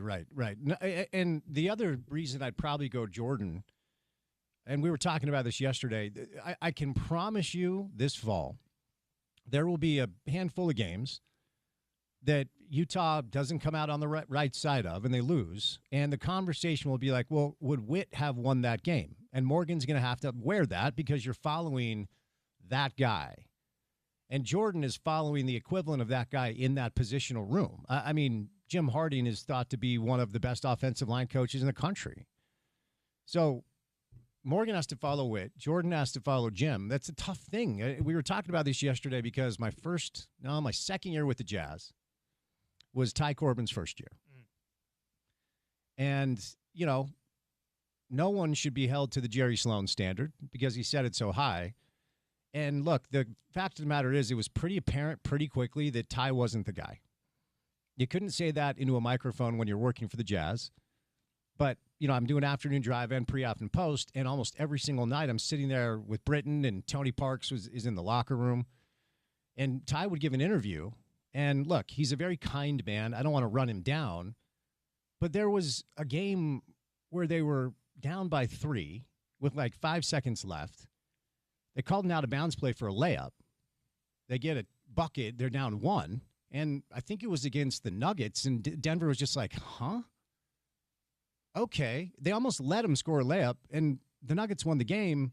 And Ty, after the game, said, well, we're down 2, so we need – and I'm like, you were down 3, not 2, right? There were other situational down-the-stretch coaching decisions that just – they weren't good. And look, Jerry wanted Ty because Ty was his guy. and I think the Millers were just looking for continuity. I don't think Ty was built for it. I mean, I always say this, whether it's a player or a coach, if you think they're good when they leave here, what's their next gig? Ty never got one. He was the interim head coach in Sacramento for a minute. But it didn't help that Jazz fans were accustomed to the Jerry Sloan level. That didn't help Ty. And I said this, Dennis got mad at me when I said it. But the day Dennis Lindsay took the job, in my opinion, was Tyrone Corbin's last day. They let him finish out his contract so they didn't have to pay him. And as soon as that season was over, Quinn Snyder was the coach. And I'm sure Dennis had tabbed him because he was the coach of the G League team for the Spurs when Dennis was there. So I'm sure Dennis, right when he took the job, like, okay, we'll let this guy coach out. Okay, we're going to try to draft intelligently. We're going to lose some games, and then I've got my guy. Long story short, Jordan is going to have the same deal. We're all used to an elite production from that room. Morgan's going to have the same deal. When you take over for that dude, if you inevitably struggle, media, fans are going to say, well, wait a second. And it doesn't help that we now know that Kyle didn't want to leave. That's going to add an extra layer to the whole thing. It just is. It is. And I think actually, that the Utah football fan base is one of the – they're unique in that a lot of people digested that article, found out definitively that Kyle Whittingham didn't want to leave, and still said, well, we wanted you to be done. Yeah. Yeah, you're not wrong there. Which, like, nobody else in the country, that doesn't make sense to anyone else who read that article. Right. Everyone else is just like, ooh, how did you do that? Yeah. And there's a lot of, like, more than I thought initially. A lot of Utah football fans were just like, yeah, okay, well, it was time. Mm-hmm. And we know better than anyone else knows, so you're right. The comparison is the thief of joy for everyone here. Mm-hmm. But it is going to happen. And a big pair of shoes to fill for Morgan, a big pair of shoes to fill for for Jordan Gross replacing Jim Harding. Certainly, inevitably, yes. But I am confident that, especially in Jordan's case, it doesn't happen. What his longevity and his excellence did not happen by accident or purely because of his physical talent. Mm-hmm. That's one thing that you'll talk about people who played with him that will tell you, like, yeah, he was a dominant, like, physical presence. He was a beast. But he was also a technician. Yeah. And he was also someone who knew what he was supposed to do, what the guy next to him was supposed to do, what the center was supposed to do, what the opposite side was supposed to do, which I think is going to make him a really good coach. Yeah, and look, it comes down to having the horses, right? And Dr. Hill actually said something when he hopped on last week that I had forgotten. Jordan Gross was an All-American on a losing team. Remember? Like, that was not one of the better Utah football teams, and Jordan was an All-American on a team that had a losing record. And Dr. Hill kind of reminded me of that, which I had forgotten. Yeah, it comes, and look, Witt talks about this all the time. It comes down to, do you understand what I'm asking you to do, and are you physically capable of doing that? So, per usual, we can talk about the coaches all you want. They've got to get the horses. They've got to get the players. And we just saw 5 offensive linemen leave, 2 for sure drafted, and the other 3 maybe playing on Sundays. I think that Tongiai is also going to get drafted. Mm-hmm. I think that Kump and Mokafisi will get a call. Yeah.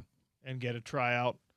But, yeah, if all 5 guys end up with at least their cup of coffee in the NFL, yeah, I don't think we've ever had that. I wonder how many schools have. Quite frankly, I don't have the data on top of my head, on top of the dome here. But the other thing is this. I want to echo something you just said, because multiple things can be true here. You're right. And even in my little echo chamber, I have friends that love Utah football that are ready for Morgan, okay?